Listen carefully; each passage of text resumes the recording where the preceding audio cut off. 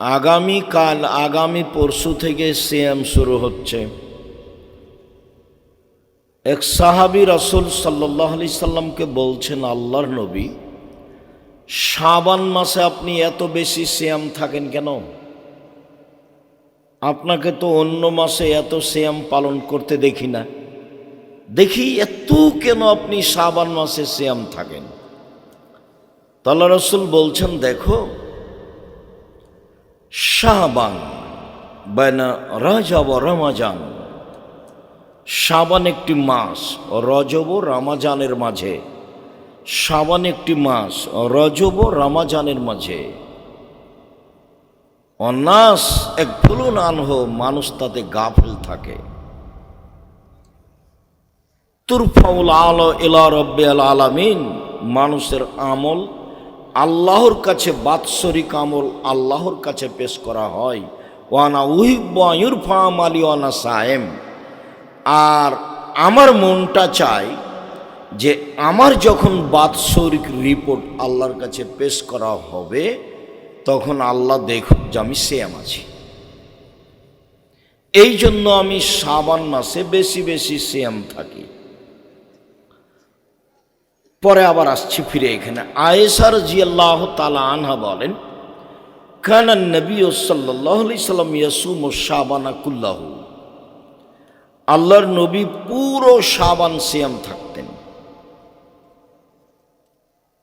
অফিরায়াতিন ইল্লা কালিলা, শেষের দিকে কয়েকটা বাদ দিতেন। উম্মু সালমা রাদিয়াল্লাহু তাআলা আনহা বলেন, লা ইয়াসুমু শাহরাইনি মুতাতাবিআইনি ইল্লা শাবান আর রমজান, আল্লাহর নবী পরস্পর দুইটি মাস সিয়াম পালন করতেন না, তবে শাবান আর রমজান। আল্লাহর নবী পরস্পর দুইটি মাস সিয়াম পালন করতেন না, তবে শাবান ও রমজান। আল্লাহর নবী পরস্পর 2 মাস সিয়াম পালন করতেন না, তবে শাবান ও রমজান। মানে রমজানের সিয়াম তো ফরজ করবেই, কিন্তু শাবানও প্রায় পুরো শাবান সিয়াম থাকতেন। অত্র হাদিসে বলা হচ্ছে, আল্লাহর নবী, আপনাকে আমি শাবান মাসে যত সিয়াম পালন করতে দেখি, অন্য মাসে তো আমি আপনাকে তত সিয়াম পালন করতে দেখি না। আপনি শাবান মাসে এত বেশি সিয়াম পালন করেন কেন?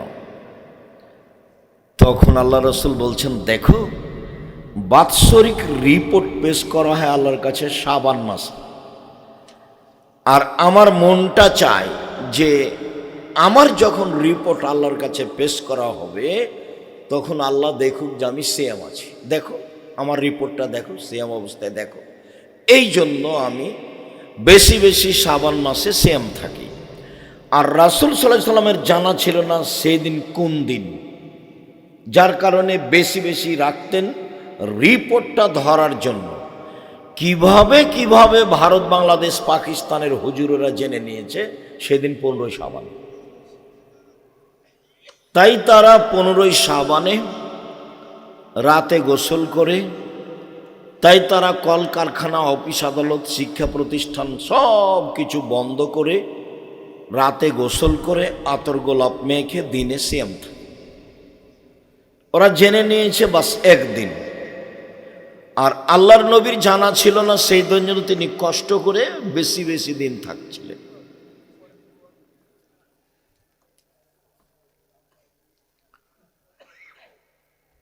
সম্মানিত দিনী ভাই বোন, ইবাদতের জগতে সবচেয়ে দামি গুরুত্বপূর্ণ ইবাদত সিয়াম। ইবাদতের জগতে সবচেয়ে দামি গুরুত্বপূর্ণ ইবাদত হলো সিয়াম। আবু সাঈদ খুদরি রাদিয়াল্লাহু তাআলা আনহু বলেন, রাসূল সাল্লাল্লাহু আলাইহি ওয়াসাল্লাম বলেছেন, মান সামা ইয়াওমান ফি সাবিলিল্লাহ বা'দাল্লাহু ওয়াজহানিন নারি সাবিনা খরিফা, কেউ যদি আল্লাহকে সন্তুষ্ট করার জন্য একদিন সিয়াম থাকে, তাহলে আল্লাহ তাকে জাহান্নাম থেকে 70 বছরের পথ দূরে সরিয়ে দেবেন। অফি রিওয়ায়াতিন, অন্য এক বর্ণনায় এসেছে, রাসূল সাল্লাল্লাহু আলাইহি সাল্লাম বলেছেন, মান সামা ইয়াওমান ফি সাবিলিল্লাহ বা'দাল্লাহু ওয়াজহাহু আন মাসিরাতে আম। কেউ যদি একদিন আল্লাহকে সন্তুষ্ট করার জন্য সিয়াম থাকে, তাহলে আল্লাহ তাকে জাহান্নাম থেকে 100 বছরের পথ দূরে সরিয়ে দেবেন। অন্য এক বর্ণনায় এসেছে, মান সামা ইয়াওমান ফি সাবিলিল্লাহ জালাল্লাহু বাইনাহু ওয়া বাইনান নারি খান্দাক কামা বাইনাস সামাই ওয়াল আরজ। কেউ যদি আল্লাহকে সন্তুষ্ট করার জন্য একদিন সিয়াম থাকে, তাহলে ব্যক্তির মাঝে আর জাহান্নামের মাঝে একটা গর্ত তৈরি করা হবে, যেই গর্তের ব্যবধান হলো আকাশ জমিনের ব্যবধান, মানে 500 বছরের পথ। 3টে হাদিসের সমন্বয়ে বলি, একদিন সিয়াম থাকলে জাহান্নাম সরে যাবে আপনার থেকে 70 বছরের পথ। 2, একদিন সিয়াম থাকলে আপনি সরে যাবেন জাহান্নাম থেকে 100 বছরের পথ। 3, একদিন সিয়াম থাকলে আল্লাহ আপনাকে জাহান্নাম থেকে সরিয়ে দিবে 500 বছরের পথ। সব মিলে ফলাফল কি? সব মিলে যে সিয়াম থাকবে সে জান্নাত পাবেই। সিয়ামের বিনিময় জান্নাত। যদিও ইবাদতের জগতে সবচেয়ে শক্তিশালী, ক্ষমতাধর, পাওয়ারফুল ভিন্ন ধরনের ইবাদত হলো দান। দানই একটা থেকে আরেকটা ঘটাতে পারে যা অন্যান্য ইবাদত পারে না। সালাত আদায় করে জান্নাত পাওয়া যায়, জান্নাত কিনা যায় না। সিয়াম পালন করে জান্নাত পাওয়া যায়, জান্নাত কিনা যায় না। হজ করে জান্নাত পাওয়া যায়, জান্নাত কিনা যায় না। দান এমন একটা ইবাদত যা দিয়ে জান্নাত কিনা যায়। আল্লাহ বলছেন, পৃথিবীর মানুষ, আমি তোমাদের কাছে জান্নাত টাকা ও জানের বিনিময়ে, মাল ও জানের বিনিময়ে বিক্রি করে দিলাম। যাও, তোমরা টাকা দিয়ে জান্নাত কিনে নাও। আর দান এমন একটা ইবাদত যা দিয়ে বালা মুসিবত, বিপদ আপদ দূর হয়ে যায়। দান এমন একটা ইবাদত যা দিয়ে কবরের শাস্তি বন্ধ হয়ে যায়। দান এমন একটা ইবাদত যা দিয়ে মরা মানুষের পাপ মিটে যায়। আপনি আপনার বাপ মা মারা গেছেন, তাদের নামে দান করবেন, তাদের পাপ মিটে যাবে। হাদিস বুখারী মুসলিম। দান এমন একটা ইবাদত ও মানুষের পাপকে মিটিয়ে দিতে পারে, পানি যেমন আগুনকে নিভিয়ে দিতে পারে। দান এমন একটা ইবাদত আল্লাহর রাগকে মিটিয়ে দিতে পারে। ইন্না সাদকাতা সিররে তুতফিউ গাযাবার রাব্বে। নিশ্চয় গোপন দান আল্লাহর রাগকে মিটিয়ে দেয়। দান এমন একটা ইবাদত যা বিচারের মাঠে দলিল হিসাবে আসবে। দান এমন একটা ইবাদত বিচারের মাঠে আপনাকে ছায়া করার জন্য আসবে। হাত্তা ইউকজা বাইনান নাস, যতদিন পর্যন্ত মানুষের মাঝে বিচার শেষ না হবে ততক্ষণ পর্যন্ত আপনি দানের ছায়াতলে থাকতে পাবেন। এ কথা মুহাম্মদ সাল্লাল্লাহু আলাইহি সাল্লাম বলেন। সালাত আপনার ছায়া হিসাবে আসবে না, সিয়াম আপনার ছায়া হিসাবে আসবে না, হজ আপনার ছায়া হিসাবে আসবে না, তাসবিহ তাহলিল জিকির আজকার আপনার ছায়া হিসাবে আসবে না। সম্মানিত দিনী ভাই বোন, বলছিলাম যে মানুষ এমন পশু প্রাণী হয়ে গেল, গরু ছাগল হয়ে গেল, নিম্ন শ্রেণীর মানুষ হয়ে গেল, দল সংগঠন নিয়ে এমনভাবে ব্যস্ত হয়ে গেল একজন আর একজনকে মানুষই মনে করে না। চাঁদাবাজি, রাহাজানি, অন্যায়, অবিচার, লুটতরাজ, মারামারি, জুলুম, নির্যাতন, জেলহাজত, দাঙ্গামা হাঙ্গামা দিয়ে সমাজ একবারে পরিপূর্ণ করে ফেলছে। এই যে বহু ছেলেগুলো এখানে বসে আছে, ওই যে ঘুরে বেড়াচ্ছে দোকানে দোকানে পশু প্রাণীর মতো, কষ্ট নেয় না। এই ছেলে, তুমি ওখানে দোকানের সামনে দাঁড়িয়ে আছো কেন? জবাব আমি দিব? তোমার বাপ দিবে? তোমার বাপ তোমাকে জন্ম দিয়েছে বেটা, আমি জবাব দিব কেন? তুমি পশু প্রাণীর মতো কিনা সেটা তোমার বাপ বুঝবে বিচারের মাঠে। তোমার বাপ মনে করেছে জন্ম দিতে পারলেই বাপ হওয়া যায়। এই কথা মোহাম্মদ সাল্লাল্লাহু আলাইহি সাল্লাম বলেননি, জন্ম দিতে পারলে বাপ হওয়া যায় না। যেই বাপ ছেলেকে মানুষের মতো মানুষ করতে পারে, নিজের পয়সা খরচ করে, সে হলো প্রকৃত বাপ। প্রথমে তিনি বললেন প্রয়োজনে আদর করে, প্রয়োজনে পিটিয়ে। 10টা হাদিস আছে খালি পিটিয়ে ঠিক করতে হবে তার।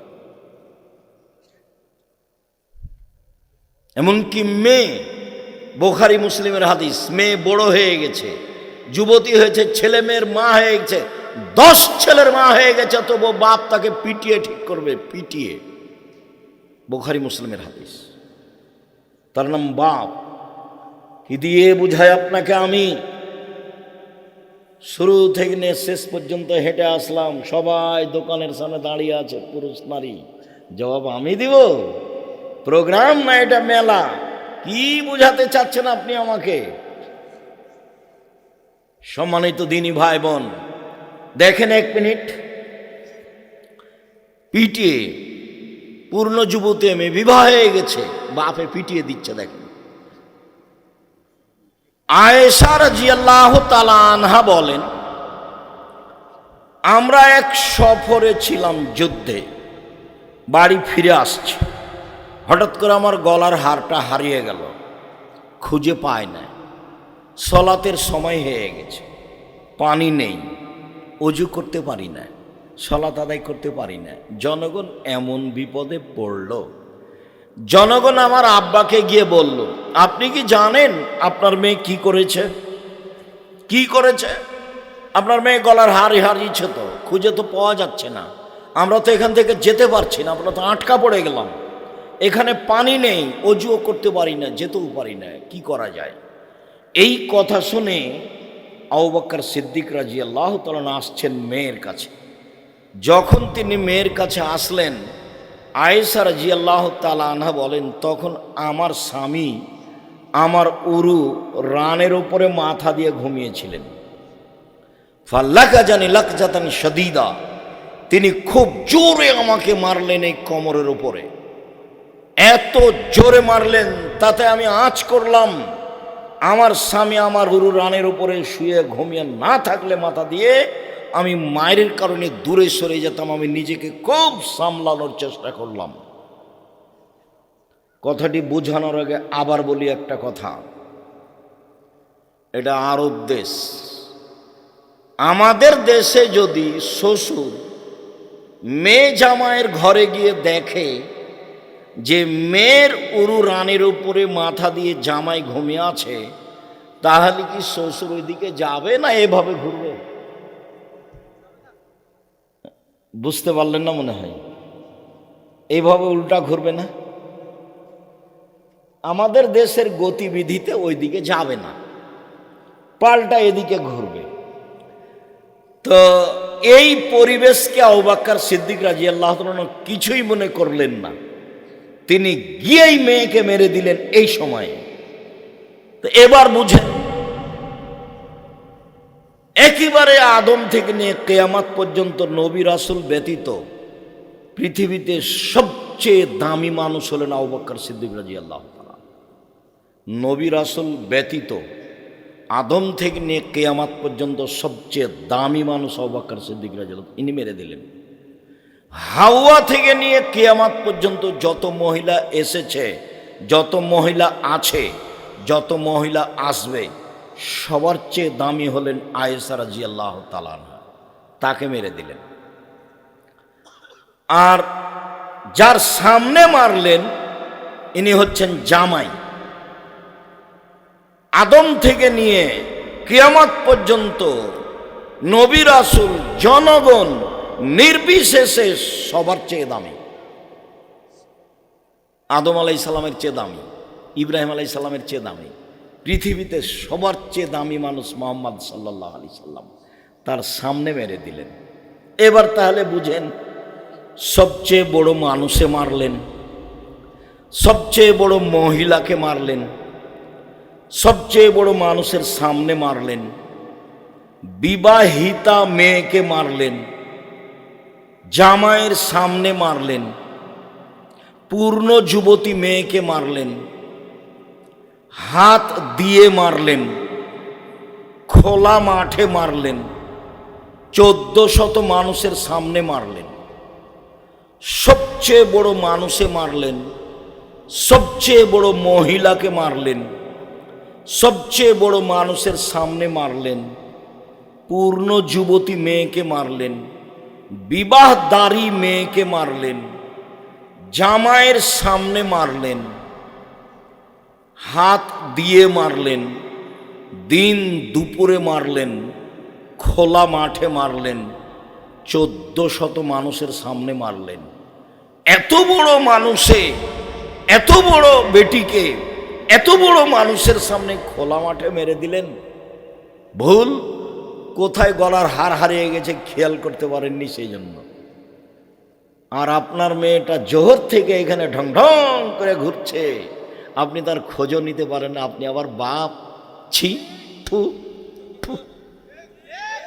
আপনার মতো বাপের প্রয়োজন আমি মনে করি না। 519 জন ইয়াতিম অসহায় আছে জামিয়া সালাফিয়ায়, দেশের সবচেয়ে বড় প্রতিষ্ঠান, আলহামদুলিল্লাহ সবচেয়ে বড়। 519 জন খালি ইয়াতিম অসহায় আছে। আপনি মারা গেলে কালকে আবার যদি 500 মেয়ে যায় ওখানে, ছেলে যায়, সমস্যা নেই, চলবে ইনশাআল্লাহ। আপনার মতো বাপ আমি বেঁচে থাকা চাইনি। বাপ এই যে দেখেন কেমন, এই যে বুখারী মুসলিমের হাদিস যেটা দেখালাম আপনাকে, বুঝতে পারলেন না মনে হয়? এরই নাম বাপ। জবাব আমি দিব। আমি তো কষ্ট করে এখানে এসেছি, আর আপনি দোকানপাটে এভাবে আড্ডা পিটছেন, আপনার ছেলে আড্ডা পিটছে, আর নির্বাচনের নাম দিয়ে একটা সিগারেটের তালে কি যে করছে আল্লাহর সামান। কার বদনাম, কার গিবাত, কাকে মারে, কাকে ধরে, কি করে না করে কোনো হিসাব নাই। মানুষ আর মানুষ হয়ে নেই। তবে যারা নির্বাচন পদ্ধতি করেছে তারা এগুলো জানে না। অবাক হয়ে গেলাম আমি 22শে ডিসেম্বর থেকে নিয়ে 11ই জানুয়ারি পর্যন্ত লন্ডনে থাকলাম। আমি মেন লন্ডন থেকে সারা দেশে বহু জায়গায় গেলাম। ট্রেনে গেছি, বিমানে গেছি, বাসে গেছি, প্রাইভেট কারে গেছি। সাথে সাথে সিঙ্গাপুর থেকে লন্ডন পৌঁছিতে সিঙ্গাপুর এয়ারলাইন্সকে 14 ঘন্টা লাগে, 14 ঘন্টা। আবার আসতে 14 ঘন্টা লাগলো। আমি 14 ঘন্টা থাকলাম বিমানে। সব প্যাসেঞ্জার ইহুদি খ্রিস্টান। আমি কোনো জায়গাতে দেখলাম না যে তারা গান বাজনা নিয়ে ব্যস্ত আছে। কারো হাতে আমি গান বাজনা দেখলাম না। তারা বই পড়ছে, আর না হলে মোবাইলে কোনো পড়াশোনা করছে, আর না হলে কোনো কিছু করছে। 2-1 জায়গাতে মনে হচ্ছে যে নাটক হতে পারে। আমি পুরো বিমানটা 2-3 বার হেঁটে দেখেছি। এদের অবস্থা কি? এই দীর্ঘ লম্বা সময়ে কোনো জায়গাতে 2 জন লোক বসে গল্প করছে, এইটা আমার চোখে পড়েনি। দেখেন আপনি, ওই যে এখনই আসছিলাম তখন একটা দোকানে 7-8 জন বসে গল্প করছে। হয়তো বা ওখানে টিভি আছে কিনা আমি খেয়াল করতে পারলাম না, গাড়িতে ছিলাম তো। টিভি থাকতে পারে। ল্যাংটা মেয়ে আসছে আর 8-10 জন মিলে দোকানে বসে গল্প জমাচ্ছে। মানুষ না পশু? বুঝেও বুঝে না ওরা, অন্তর আছে বুঝে না, দেখেও দেখে না ওরা, চক্ষু আছে দেখে না, শুনেও শুনে না ওরা, কান আছে শুনে না। উলাইকা কালানাম, তারা পশু প্রাণীর মতো, তারা গরু ছাগলের মতো, তারা কুকুর শ্রীগের মতো, বালহু মাজাল, বরং তার চেয়ে খারাপ। আমি এই কথা বলিনি, এই কথা আল্লাহ বলছে। কি বুঝাতে চান আপনি আমাকে? ছেলে তো আপনার, মেয়ে তো আপনার, জবাব আপনার। উপার্জনের 4টা পথ, বেঁচে থাকার 4টা পথ। 1, 5 ওয়াক্ত সালাত। 2, হালাল রুজি। 3, কোরআন তেলাওয়াত। 4, আড্ডা পিটা চিরদিনের জন্য হারাম, জান্নাত হবে ইনশাল্লাহ। আড্ডা পিটা 2 ধরনের, একটা হলো বড় মোবাইলে ল্যাংটা মেয়ে দেখে ঘন্টার ঘন্টা কাটানো, এ হলো একটা আড্ডা পিটা। আর আড্ডা পিটা আর একটা হলো এই যে দোকানে বসে গল্প জমাচ্ছেন 6 জন 5 জন 10 জন মিলে, চলছে রাত 2টা 1টা পর্যন্ত, পশু প্রাণীর মতো, গরু ছাগলের মতো, ইতর শ্রেণীর মানুষের মতো। এ হলো আর একটা আড্ডা পিটা। আড্ডা পিটা চিরদিনের জন্য হারাম। এশার সালাতের পরে এখানে কেউ জেগে থাকতে পারবে না, বাড়িতে কারফিউ জারি থাকবে, 44 দ্বারা জারি থাকবে, প্রেসিডেন্ট আইয়ুবের মার্শাল্লাহ, কেউ বাইরে যেতে পারবে না। এর নাম বাপ। এই কোথায় গেছিলি, পিঠের চামড়া তুলে দেবো, তার নাম বাপ। ও বাপ বুঝতে পারেনি কাকে বাপ বলে। ওর বাপ বিবাহ দিয়েছে, বউ বাড়িতে এসেছে, বউয়ের কাছে গেছে, তাই ছেলে মেয়ে হয়েছে, বলছে বাপ। ও বুঝতে পারেনি বাপ কাকে বলে, মাও বুঝেনি। ওর বাপ বিবাহ দিয়েছে, স্বামীর কাছে এসেছে, সন্তান হয়েছে, তাই বলছে আমি মা। মা তো তাকে বলে না। দেখেন প্রায় সব মোবাইলে আছে, বহু জায়গাতে আমি বলেছি যে মা কাকে বলে। জাবের রাদিয়াল্লাহু তাআলা আনহু বলেন যে রাসূলের সাথে আমরা যুদ্ধ করে আসছিলাম, এখন রাতে আমরা মদিনায় ঢুকবো। তো আল্লাহ রাসূল বলছেন, এই থামো থামো, সবাই এখানে থাকো, সবাই এখানে থাকো, সকালে ঢুকবো। তো আমি জাবের বলছেন, আল্লাহর নবী আমি নতুন বিবাহ করেছি, আমাকে বাড়ি যেতে দেন। তখন আল্লাহ রাসূল সাল্লাল্লাহু আলাইহি ওয়াসাল্লাম বলছেন, ও তুমি নতুন বিবাহ করেছ, তো কুমারী মেয়ে বিবাহ করেছ না তালাক প্রাপ্তা মেয়ে বিবাহ করেছ? তখন আমি বললাম, আল্লাহ রাসূল আমি তালাক প্রাপ্তা বেশি বয়সের মেয়ে বিবাহ করেছি। তো রাসূল সাল্লাল্লাহু আলাইহি ওয়াসাল্লাম বললেন, কেন তুমি কুমারী মেয়ে কেন বিবাহ করলে না? তুমি তার সাথে খেলতো, তোমার সাথে খেলতো। আল্লাহ রাসূল এই পর্যন্ত বললেন।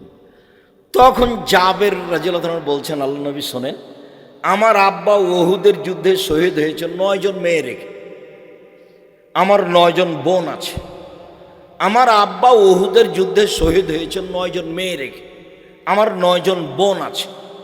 ফাআকরাহু আন আতাযাওয়াজা মিসলাহুন্না, আমার বোনদের মতো কম বয়সের মেয়েকে আমি বিবাহ করা পছন্দ করিনি 4টা কারণে। আল্লাহর নবী শোনেন, আমার বোনদের মতো কম বয়সের মেয়েকে বিবাহ করা পছন্দ করিনি 4টা কারণে। 1, লিতুয়াল্লিমাহুন্না, আমি তালাক প্রাপ্ত বেশি বয়সের মেয়ে বিবাহ করেছি যাতে করে আমার স্ত্রী আমার মেয়ে বোনদেরকে বিদ্যা শিখাতে পারে। 2, লিতুয়াদ্দিবাহুন্না, আমি বেশি বয়সের তালাক প্রাপ্তা মেয়েকে বিবাহ করেছি যাতে করে আমার স্ত্রী আমার বোনদেরকে শিষ্টাচার শিখাতে পারে। 3, আমি বেশি বয়সের তালাক প্রাপ্তা মেয়েকে বিবাহ করেছি যাতে করে আমার স্ত্রী আমার বোনদেরকে মাথার চুল চিরুনি করে সাজগোজ করে পরিপাটি করে রাখতে পারে। 4, আমি বেশি বয়সের তালাক প্রাপ্তা মেয়েকে বিবাহ করেছি যাতে করে আমার স্ত্রী আমার বোনদের উপরে পাহারা দিতে পারে। মা মানে পাহারাদার। এখন যে ওখানে জিনিস কিনছে, ও কি হিন্দুর মেয়ে নাকি? এটা কে? ভ্যানিটি ব্যাগ হাতে করে যে চলে যায়, মনে রাখতে পারবে না। 1, মা মানে বাচ্চাদের বিদ্যা শিখাবে। 2, মা মানে বাচ্চাদের শিষ্টাচার শিখাবে। তুমি বলো তো, একটা ছেলে, তুমি তো ক্লাস 10-এ পড়ো, তোমাকেই বলি আমি, তুমি বলো যে আমরা এখানে বক্তব্য দিচ্ছি, ওখানেও দোকানে আড্ডা পিটছে, এটা কোন শিষ্টাচার? বলো এটা কোন শিষ্টাচার? এশার সালাতের পরে মুরব্বীরা মাথায় টুপি দিয়ে দোকানে বসে এরার বদনাম করছে, বলো তো এটা কোন শিষ্টাচার? দলের নাম দিয়ে তোমরা মিছিল করছো আর বলছো অমুকের চরিত্র ফুলের মতো পবিত্র, আর তুমি একজনকে একবার জান্নাতে ঢুকিয়ে দিচ্ছ, বলো তো এটা কোন শিষ্টাচার? বিগত বছর চাঁপাইনবাবগঞ্জ কানসাটে একদিন প্রোগ্রামে গেছি, তা আমাকে বলছেন যে আপনি আমাদের নেত্রীর জন্য দোয়া করবেন। তা আমি অবাক হয়ে গেলাম। আমি বললাম, দুঃখিত, আপনার কথায় আমি অবাক হয়ে গেলাম। আমি জাতির কাছে কোনোদিন বিক্রি হইনি, আপনার কাছে বিক্রি হতে হবে এরকম হিসাব আমার মাথাতে নেই। আমি মুসলিম পুরুষ নারীর জন্য দোয়া করি। আপনি যেভাবে বলেছেন সেভাবে আমার দেহে শ্বাস থাকাকালীন সম্ভব নয়। আপনি বলেন কি? আপনাদের নেত্রীর বয়স ৪৫ মিনিট। যারা যত বড় জালেম হবে তার সময় তত কম হবে। ফেরাউনের বয়স ছিল মাত্র ২-৩ মিনিট। ফেরাউন ডুবলো, ডুবলো, ডুবলো, ডুবলো, ডুবলো, এগেছে ২-৩ মিনিট। আর আদসামদের বয়স সময় ছিল হাফ মিনিট, ৩০ সেকেন্ড, ২০ সেকেন্ড, বিদ্যুৎ, তারপর নাই, আদসামুদ নেই। আল্লাহ বলছেন আদসামুদ এত ক্ষমতাধর ছিল, এত ক্ষমতাধর ছিল, লাম ইউখলাক মিসলুহা ফিল বিলাদ, পৃথিবীর মাটিতে আমি অত শক্তিশালী জাতি কখনো কোনোদিন সৃষ্টি করিনি। ফেরাউনকে আল্লাহ বহুবার বলেছেন, ফেরাউন মনে রেখো, তোমার পূর্বে যারা ছিল তারা অর্থ সম্পদে তোমাদের চেয়ে বেশি ছিল। তোমাদের পূর্বে যারা ছিল তারা জমিনে স্মৃতি নির্মাণে বেশি ক্ষমতাধর ছিল। তাদের ক্ষমতা শারীরিক, তাদের ক্ষমতা আর্থিক, তাদের ক্ষমতা স্মৃতি নির্মাণে তোমাদের চেয়ে অনেক বেশি ছিল।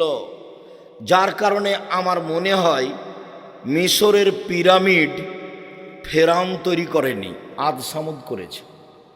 একটা পাথরের ওজন ২৩ টন, একটা ক্রেন উঠাতে পারে ১৮ টন। তো ১০০-১৫০ ফুট উপরে একটা পাথরকে, ২৩ টন ওজনের পাথরকে কেমনে উঠালো? কিভাবে হতে পারে? হয় কিভাবে? ক্ষমতা দেখায়ও না, দলীয় দাপট দেখায়ও না, মানুষকে অপমান করো না, মানুষকে জেল হাজতে দিও না, মানুষের জমি দখল করো না, চাঁদাবাজি করো না। ইতর শ্রেণীর মানুষ চাঁদাবাজি করো কেন বেটা? চাঁদাবাজি করো কেন? বাংলাদেশের লোক বলছে এখন বিবাহ করলে চাঁদা দেওয়া লাগবে। আর কিছু কিছু ছেলে বলছে ওরা এতদিন যাবৎ চাঁদাবাজি করেছে, আমরা করব না। তাহলে ওরাও গরু ছাগল, তুমিও গরু ছাগল, ওরাও পশু প্রাণী। বুঝেও বুঝে না ওরা, অন্তর আছে বুঝে না, দেখেও দেখে না ওরা, চক্ষু আছে দেখে না, দেখা দরকার। শোনেও শোনে না ওরা, কান আছে শোনে না। উলায়েকা কালানাম, তারা পশু প্রাণীর মতো, তারা গরু ছাগলের মতো, তারা কুকুর শ্রেণীর মতো, বালু মাজাল বরং তার চেয়ে খারাপ। বাপ বেটা ভিক্ষা করে খাবা, চাঁদাবাজি করো কেন? শয়তানি করো কেন? চাঁদাবাজি করো কেন বেটা? বাপ বেটা ভিক্ষা পাও না, ভিক্ষা চাইবা। উপার্জনের ১ নম্বর পথ হলো ব্যবসা, ২ নম্বর পথ হলো চাকরি, ৩ নম্বর পথ হলো জমি চাষ, ৪ নম্বর পথ হলো দিন মজুরি। সবচেয়ে নিম্নমানের উপার্জন হলো দিন মজুরি, কিষান কামলা, পাট দিয়ে খাওয়া, কিষান কামলা গিরি করে খাওয়া। এর ব্যাপার আল্লাহ রসুল বলছেন, এই সাবধান, এই সাবধান, দিন মজুরকে কাজ শেষ হওয়ার সাথে সাথে টাকা দিয়ে দাও, টাকা দিয়ে দাও, গায়ের ঘাম শুকানোর আগে টাকা দিয়ে দাও। চাকরি, এই যে চাকরি করছো শোনো, যে বেতন নির্ধারণ হয়েছে এই বেতনের বাইরে ১ টাকাও নিবা না, নইলে সেটা হবে আত্মসাৎ। মুহাম্মদ সাল্লাল্লাহু আলাইহি ওয়াসাল্লাম এভাবে বলছেন। ৩ জমি চাষ, জমি চাষ করো, তবে জমি চাষে অন্তর শক্ত হয়ে যায়, জমি চাষে মানুষ ভীরু হয়ে যায়, জমি চাষে মানুষ ইবাদত করতে পারে না, মানে জমি চাষকে পছন্দ করলেন না। ৪ ব্যবসা, তখন তিনি বলছেন আত্তাজির আস-সাদিক আল আমিন ইয়াকুনু ইয়াউমাল কিয়ামা মা শুহাদা সিদ্দিকিন ওয়াল আম্বিয়া, সত্যবাদী বিশ্বস্ত ব্যবসায়ীরা বিচার মাঠে নবীগণের সাথে থাকবেন। অথচ নবীগণের সাথে, নবীর সাথে একজন সাহাবী থাকতে চেয়েছিলেন, হয়নি। মনে পড়ে না? কতদিন বললাম না? মনে পড়ে না? আমি বলে দিই। রাতে একজন সাহাবী বলছেন যে আমি রাসূলের কাছে অজুর পানি আর মেশক নিয়ে এসছি। আমরা রাতে আছি, রাসূলের সাথে আছি। তো আমি রাতের এক পর্যায়ে অজুর পানি আর মেশক নিয়ে এসছি। তো আল্লাহ রাসূল এটা দেখে খুশি হয়ে গেছেন। বাহ, তোমার তো বুদ্ধি আছে, ভালোই তো, ঠিক আছে ঠিক আছে, সালমাস এটা চাও, চাও কিছু চাও, কি চাও চাও, আমি খুব খুশি হয়েছি, যা চাইবা তাই দিয়ে দেব। তখন সাহাবী বলছেন, আসআলুকা মুরাফাতাকা ফিল জান্নাহ, আপনার সাথে জান্নাতে থাকতে চাই।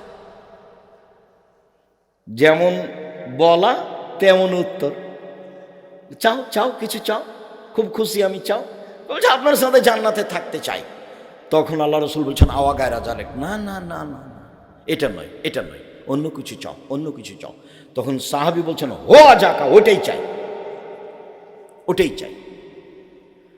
তখন আল্লাহ রসুল বলছেন, দেখো ইন্নী বিকাসরাতি সুজুদ আলা নাফসিক, তুমি একটু আমাকে সাহায্য করো, বেশি বেশি সিজদা করে তাহাজ্জুদ পড়ো, তাহলে আমি কাউকে এমনি পাশে নিয়ে থাকতে পারবো না।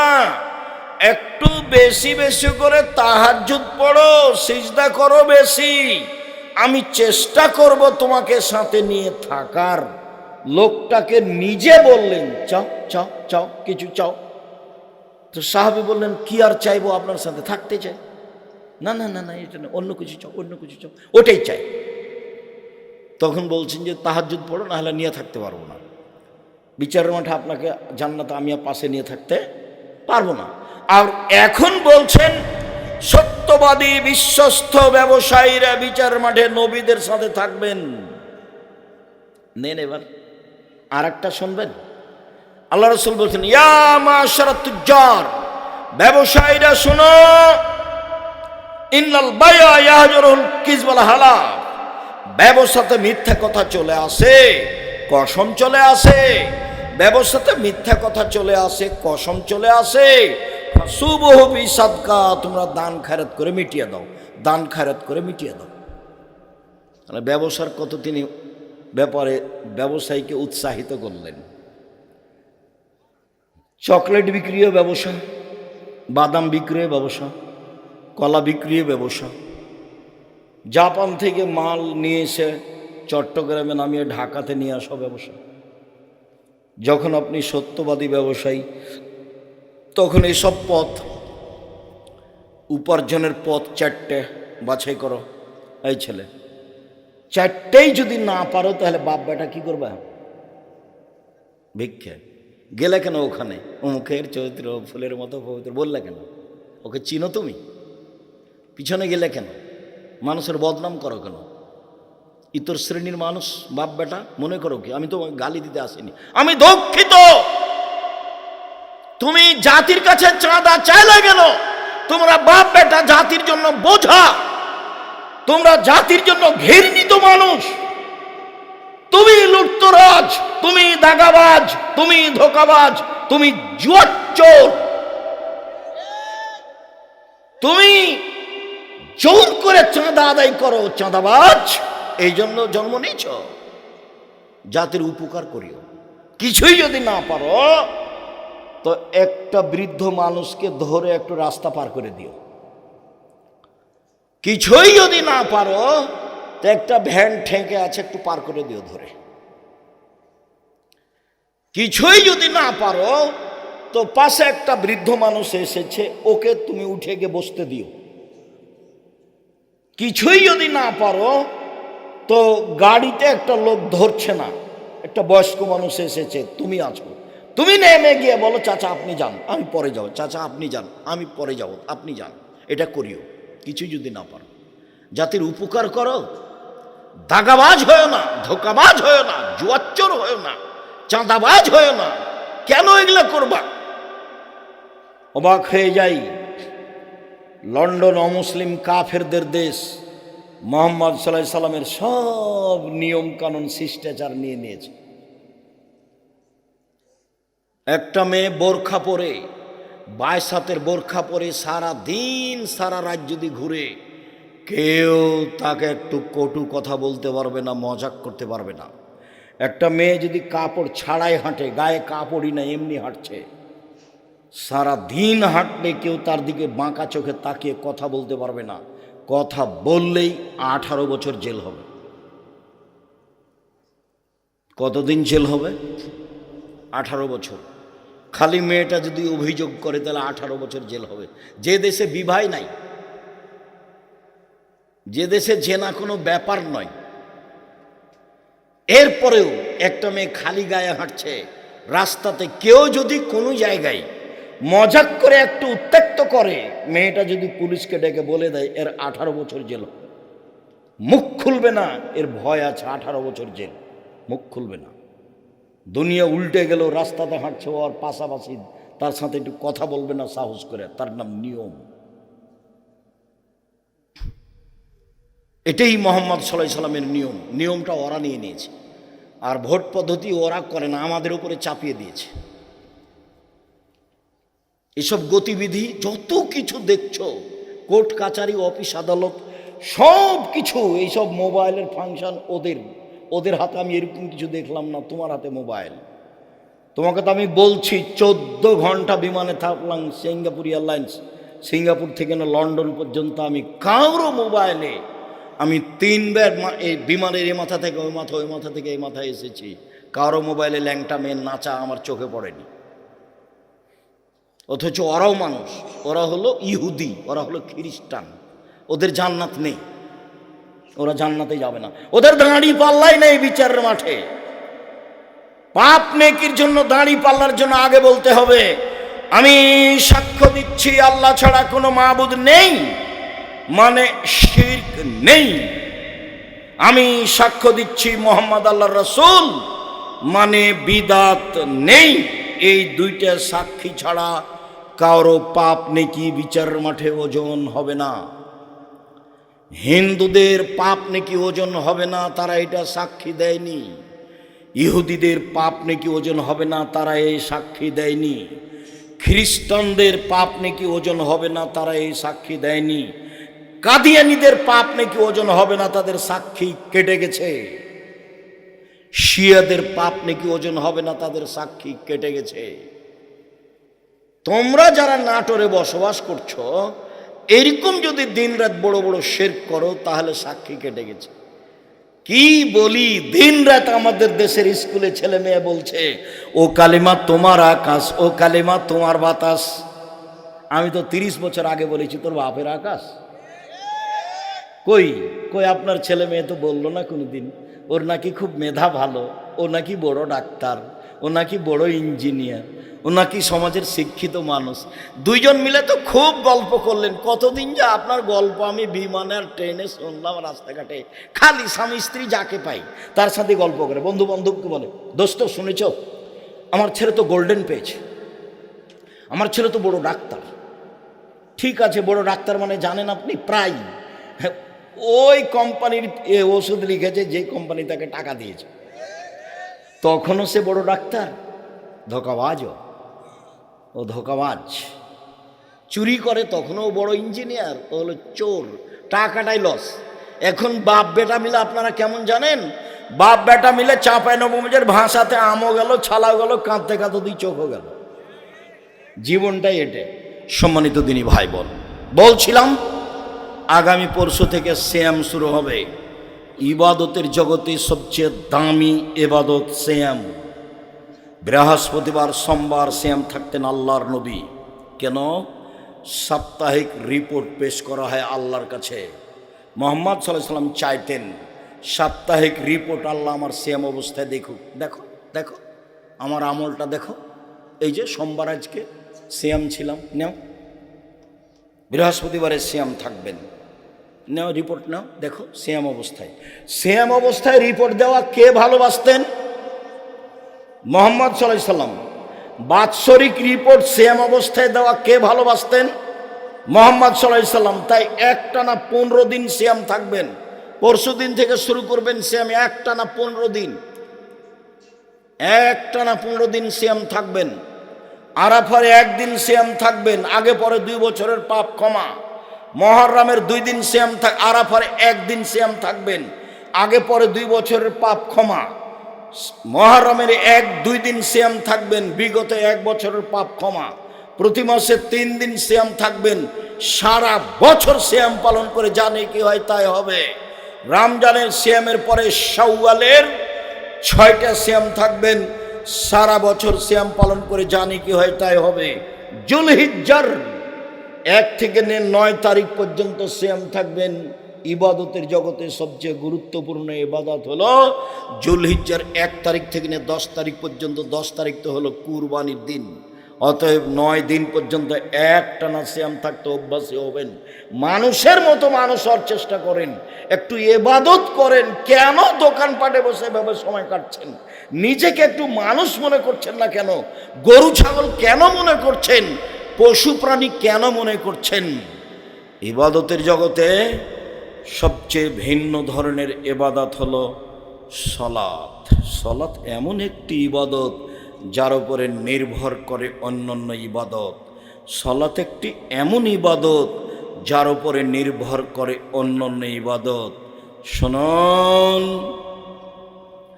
সিয়াম দামি ইবাদত, এ কথাই ঠিক।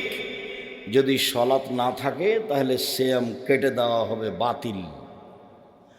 হজ বড় ইবাদত, হজ কবুল হলে লোকটা হয়ে যাবে সেদিনের মতো যেদিন তার মাতাকে জন্ম দিয়েছে, নিষ্পাপ হয়ে যাবে। কিন্তু সালাত নামাজ না থাকলে হজকে কেটে দেওয়া হবে, এটা বাতিল। সবচেয়ে শক্তিশালী ক্ষমতাধর পাওয়ারফুল ইবাদত হলো দান।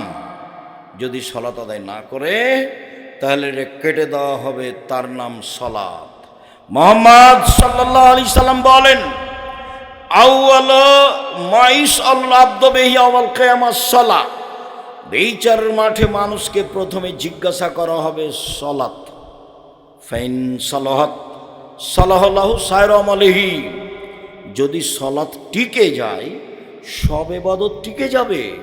আইন ফাসাদাত ফাসাদাল্লাহু সায়রা আমালিহি। যদি সালাত না টিকে বাকি সব ইবাদত বাতিল বলে গণ্য হবে। আবু হুরায়রা রাদিয়াল্লাহু তাআলা আনহু বলেন, রাসূল সাল্লাল্লাহু আলাইহি ওয়াসাল্লাম বলেছেন, সালাত 3 ভাগে বিভক্ত।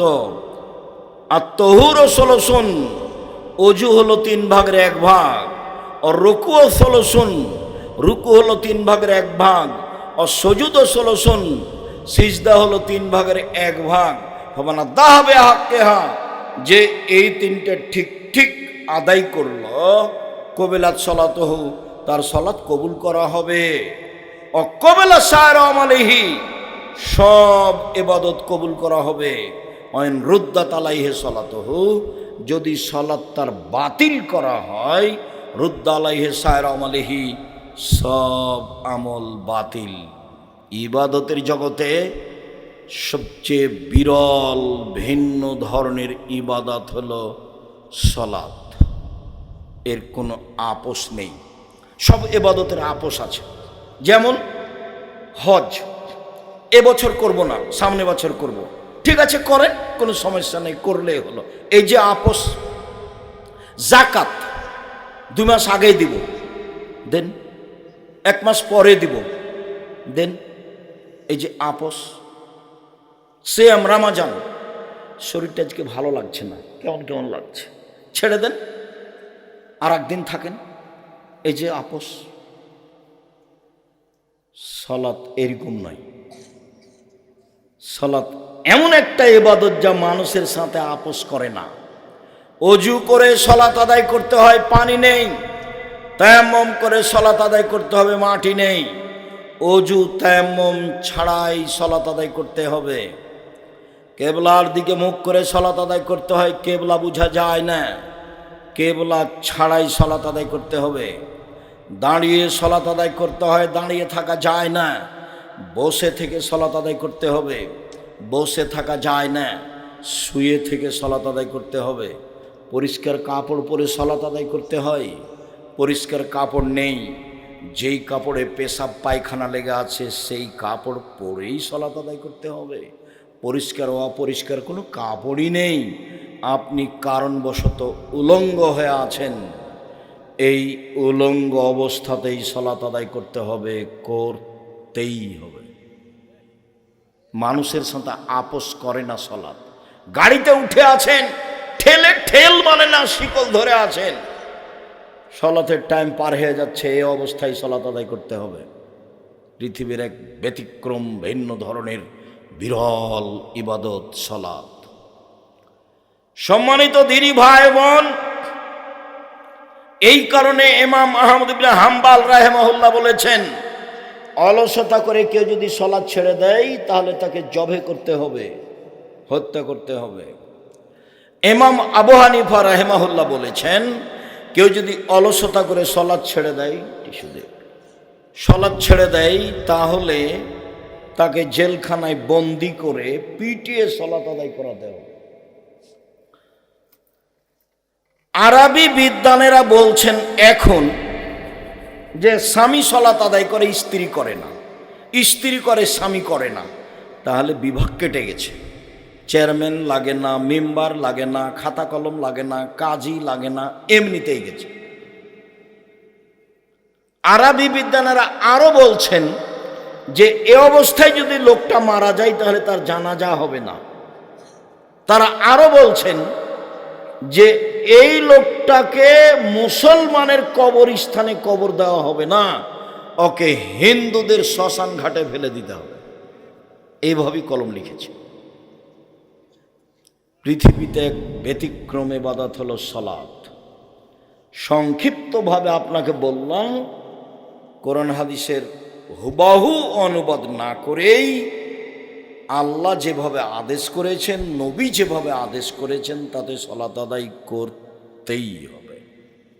এরপরে দেখি যারা সালাত আদায় করে না তারা কেমন। রাসূল সাল্লাল্লাহু আলাইহি ওয়াসাল্লাম বলেছেন, বাইনাল আবদি ওয়া বাইনাল কুফরি তারকুস সালাহ। মুসলমান এবং কাফেরের মধ্যে পার্থক্য হচ্ছে সালাত ছেড়ে দেওয়া। যে সালাত আদায় করে সে মুসলমান, যে সালাত আদায় করে না সে কাফের। আল্লাহর নবী অত্র হাদিসে সালাত আদায় করে না এমন ব্যক্তিকে কাফের বললেন। আবু হুরায়রা রাদিয়াল্লাহু তাআলা আনহু বলেন, রাসূল সাল্লাল্লাহু আলাইহি সাল্লাম বলেছেন, মান তারাকা সালাতা মুতাআম্মিদান ফাকাদ কাফারা। কেউ যদি ইচ্ছাকৃত সালাত ছেড়ে দেয় তাহলে সে কাফের হয়ে গেল। অত্র হাদিস প্রমাণ করে যে মানুষ সালাত ছেড়ে দিলে কাফের হয়ে যায়।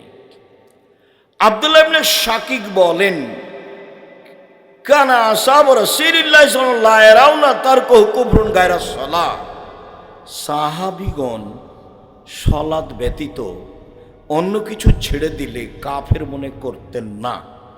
হজ না করলে কাফের মনে করতেন না, মনে করতেন এ বড় পাপী। যাকাত না দিলে কাফের মনে করতেন না, মনে করতেন এ বড় পাপী। কিন্তু সালাত না পড়লে সাহাবীগণ বলতেন এ হলো কাফের। সালাত আদায় করে না যারা, তারা কাফের। এরপরে বলি, সালাত আদায় করে কিন্তু রাসূলের পদ্ধতিতে করে না তারা কেমন। এক খেলে চেয়ে থাকবেন। আমরা যে লম্বা সময় কথা বলবো তা নয়। যারা যেখানে আছেন দয়া করে দোকানপাটে হোক, রাস্তাঘাটে হোক, বসতে জায়গা পান আর না পান, এক খেয়ালে আমার দিকে চেয়ে থাকেন। আমি আপনার কিছু না কিছু উপকার করবই ইনশাআল্লাহ। আমি শুধু আপনার জন্য এসেছি। যখন আপনি দোকানপাটে বসে থাকেন তখন আমার খুব কষ্ট হয় এবং এটাকে আমি খুব ভারী চোখে দেখি।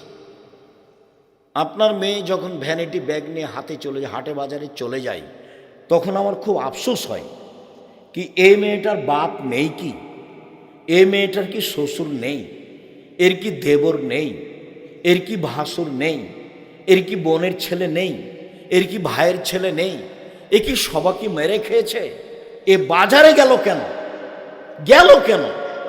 কই আমরা তো কোনোদিন বাজারে যাই না, আমরা তো বেঁচে আছি।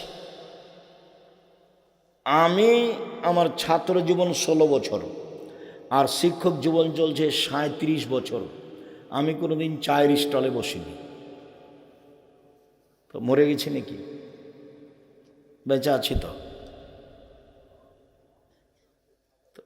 আপনি যখন চায়ের স্টলে বসে গল্প করেন, আমি যখন গাড়ি নিয়ে পাশ দিয়ে আপনার চলে যাই তখন আমার আফসোসের শেষ থাকে না। কেন? আপনি একজন মুসলমান মানুষ, আপনার চরিত্র দেখে আমি খুব কষ্ট পাই। আপনার ছেলে যখন মিছিল করে রাস্তাঘাট বন্ধ করে চলে যায় তখন আমার খুব দুঃখ হয়। তখন আমি আর কিছু শেষ পর্যন্ত তখন বলি কিছু না পেয়ে, আল্লাহর নবী এদেরকে বলেছেন এরাই হলো ইতর শ্রেণীর মানুষ, এরাই হলো গাইবান্ধার, রংপুর, পঞ্চগড়, ঠাকুরগাঁ, লালমনিরহাট, নীলফামারী, ওদের ভাষায় বেন্যার বাচ্চা বেন্যা। এরাই হলো চাঁপাই নবাবগঞ্জের ভাষায় ছোট লোকের বাচ্চা ছোট লোক। ঢাকার ভাষাটা আমি মুখে বলতে পারলাম না। এরকম কিছু মনে মনে সিদ্ধান্ত ছাড়া আপনার ছেলেকে দেখে আমার মনটা আর কিছু বলে না, খুব আফসোস হয়। কি পড়লো আর বাপই তাকে কি পড়ালো? কোনটাই বা শিষ্টাচার, কোনটাই বা বিদ্যে, কোনটাই বা পরিপাটি, কোনটাই বা সাজগোজ, কোনটাই বা পাহারা। এই ছেলে মায়ের কাজ কয়টা গো?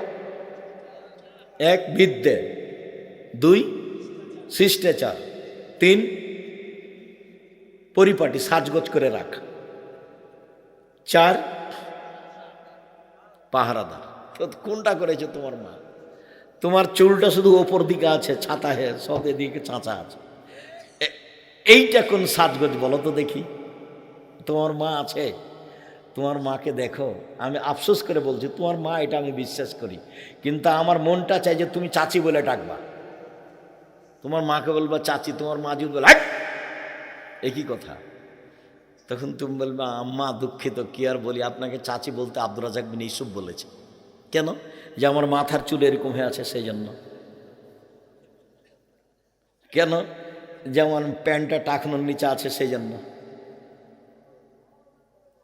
এই যে আমার বোন নখ বড় করে রেখেছে সেই জন্য। দেখেন, আপুকে ডাকেন, তুমি বলবে তোমার আম্মাকে, আপুকে ডাকেন, আপুকে ডাকেন, দেখেন আপুর নখটা কি হয়ে আছে, বড় হয়ে আছে। নখে কি আছে? নেইল পালিশ আছে। ও তো ইহুদি খ্রিস্টানদের পতিতালয়ের মেয়েদের বৈশিষ্ট্য। ইহুদি খ্রিস্টানদের পতিতালয়ের মেয়েদের বৈশিষ্ট্য, ভরু তোলে চিকন করা আছে। তুমি বলো তোমার মাকে যে আপুকে ডাকেন। আপনাকে যদি মা বলে ডাকি তো গুনাহ হবে। আপনাকে যদি আম্মা বলে ডাকি তাহলে কি হবে? গুনাহ হবে, যে আপনি তো মা নন। মা তো এইরকম, এই পিঠের চামড়া তুলে দেবো। কোথায় গেছে? পাহারাদার। তখন কেমন বলেছি? পাহারাদার মানে ওর মা ফরজ সালাত আদায় করেছে বাড়িতে, সুন্নাত পড়তে যাবে, আল্লাহু আকবার বলতে যাবে, তখন ছেলে বলছে আসসালামু আলাইকুম। এই মা সুন্নাত পড়তে পাবে না, সুন্নাত বন্ধ করে বলবে আহমদ দেরি হলো কেন? 20 মিনিট এশার সালাতের পরে মসজিদ থেকে আসতে দেরি হলো কেন?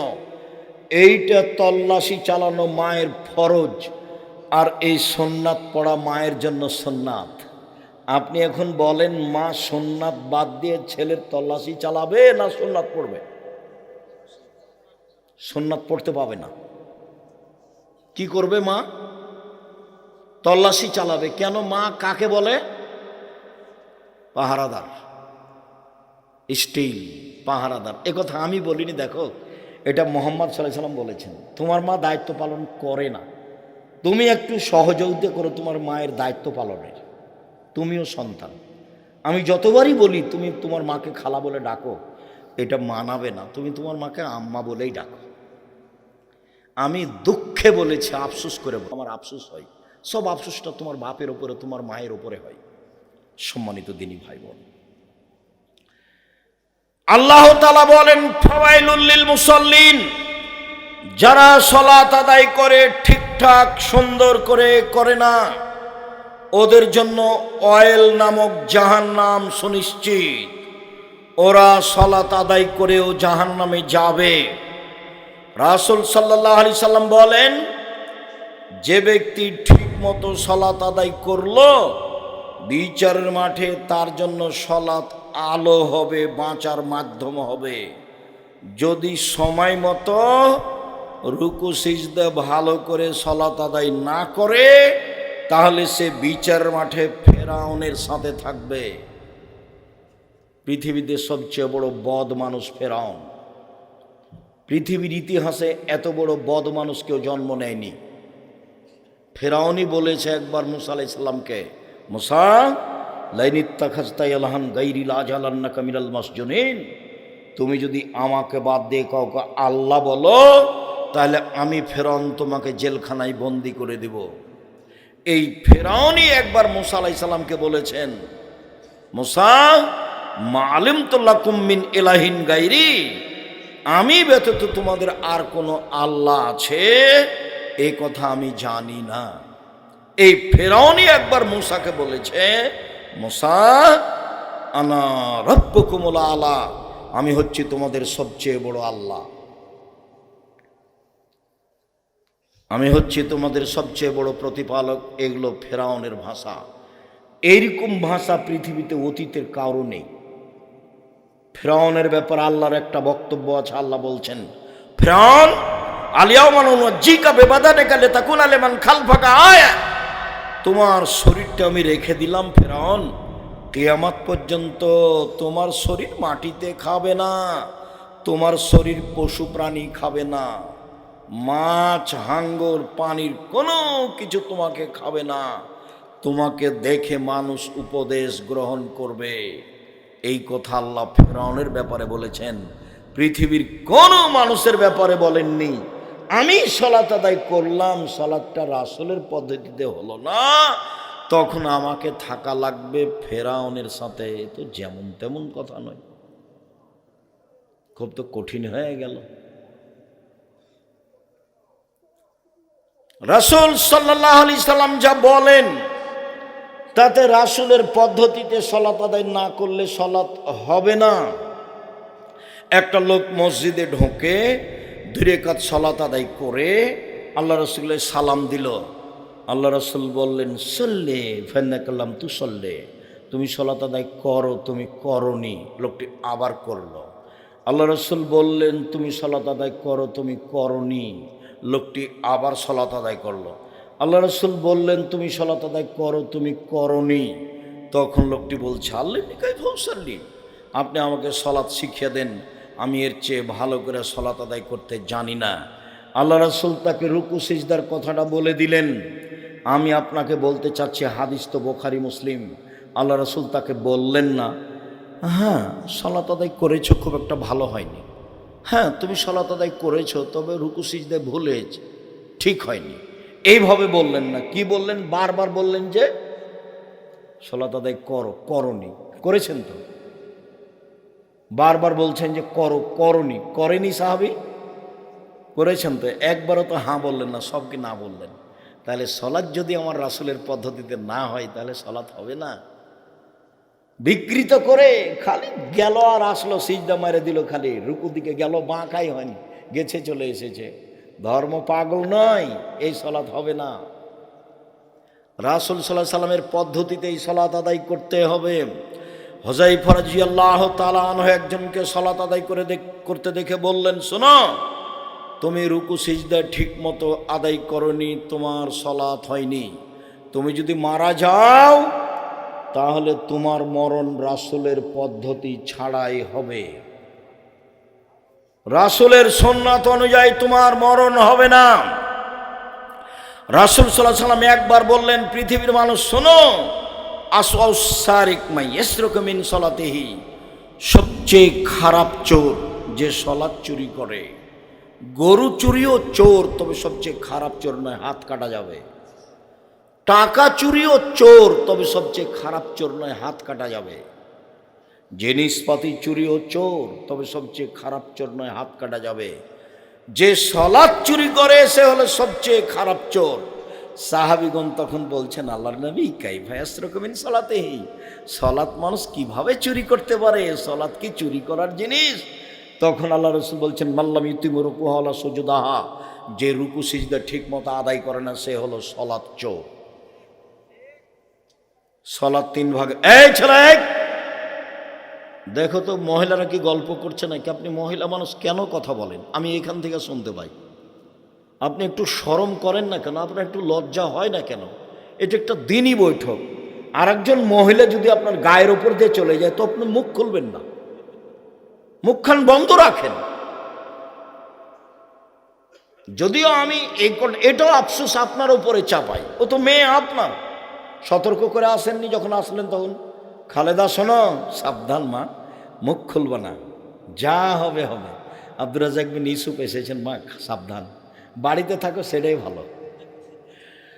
কিন্তু যাবা, কথা বলতে বলতে যাবা, কথা বলতে বলতে আসবা, সেখানে আবার গল্প করবে, এটা করো না। দেখো আমি পিতা নই তোমার, এটা প্রমাণ হয়ে যাবে আমি আসলে তোমার পিতা, এটা আমি তোমাকে বলতে চাচ্ছি। মুখখান বন্ধ রেখো, কানটা লাগিয়ে রাখো, দেখো কোনো উপকার হয় কিনা। আব্দুর রাজ্জাক সাহেব এসেছেন, আমাদের কোনো উপকার করতে পারি কিনা একটু দেখো। তোমার বুদ্ধি আছে, তুমি ক্লাস 10-এ পড়ো, তুমি রান্না বান্না করতে পারো, সব তুমি বিভিন্ন ধরনের খাবার রেডি করতে পারো, সেটা খুব ভালো পারে। নখ যেমন বড় রাখতে পারে, খাওয়াও তেমন বিভিন্ন রান্না করতে পারে। ওই কাগজ কলমে দেখে দেখে, মোবাইলে দেখে দেখে রান্না করে, বাস আপনিও খুশি, ওর মাও খুশি, সবাই খুশি, ভাইয়েরাও খুশি। আপু আজকে এটা করো তো আপু, এটা করো তো আপু, এমন কিছু বানায়, ভাই বোন সবাই খুশি, আপনিও খুশি। আমি দুঃখিত, কি করতে পারি আমি, কি উপকার করতে পারি আমি আপনার জন্য এসেছি, কি উপকার আমি করতে পারি। আপনি আমার দিনী ভাই, আপনার স্ত্রী আমার দিনী বোন, আপনার ছেলে মেয়েকে আমি নিজের ছেলে মেয়ের মতো মনে করি। কিভাবে তাকে জাহান্নাম থেকে বাঁচানো যায়। বাংলাদেশের মাটিতে ছেলে মেয়ে ঘুম থেকে উঠে গিয়ে বলছো কালিমা তোমার আকাশ, কেমনে জাহান্নাম থেকে বাঁচা যাবে? আমি বলিনি, আমি বলবো না, আমার ছেলে মেয়েকে আমি বলতে দিই না। দেহের সংস্থাকালীন ঠাকুরের গান বলবো না। ঠাকুর বাঙালিদের শত্রু, ঠাকুর মুসলমানের শত্রু, ঠাকুর ঢাকা বিশ্ববিদ্যালয়ের শত্রু, ঠাকুর জাতির শত্রু। ভারত বাংলাদেশ পাকিস্তানের মুসলমান যেদিন ইংরেজদের হাতে নির্যাতিত, সেদিন ঠাকুর লন্ডনে মুছ পাকায়, সেই ঠাকুরের গান আমি বলবো? আমার মুসলমান ভাই বোন কি এই দীর্ঘ 100 বছর থেকে এমন কাউকে জন্ম দিতে পারেনি যে বাঙালি ছেলে মেয়েদের জন্য একটা গান তৈরি করবে? এমন কি ছেলে নাই? এমন কোনো শিক্ষিত মানুষ এদেশে নাই? কত কোটি মানুষ এখন? 18 কোটি মানুষ।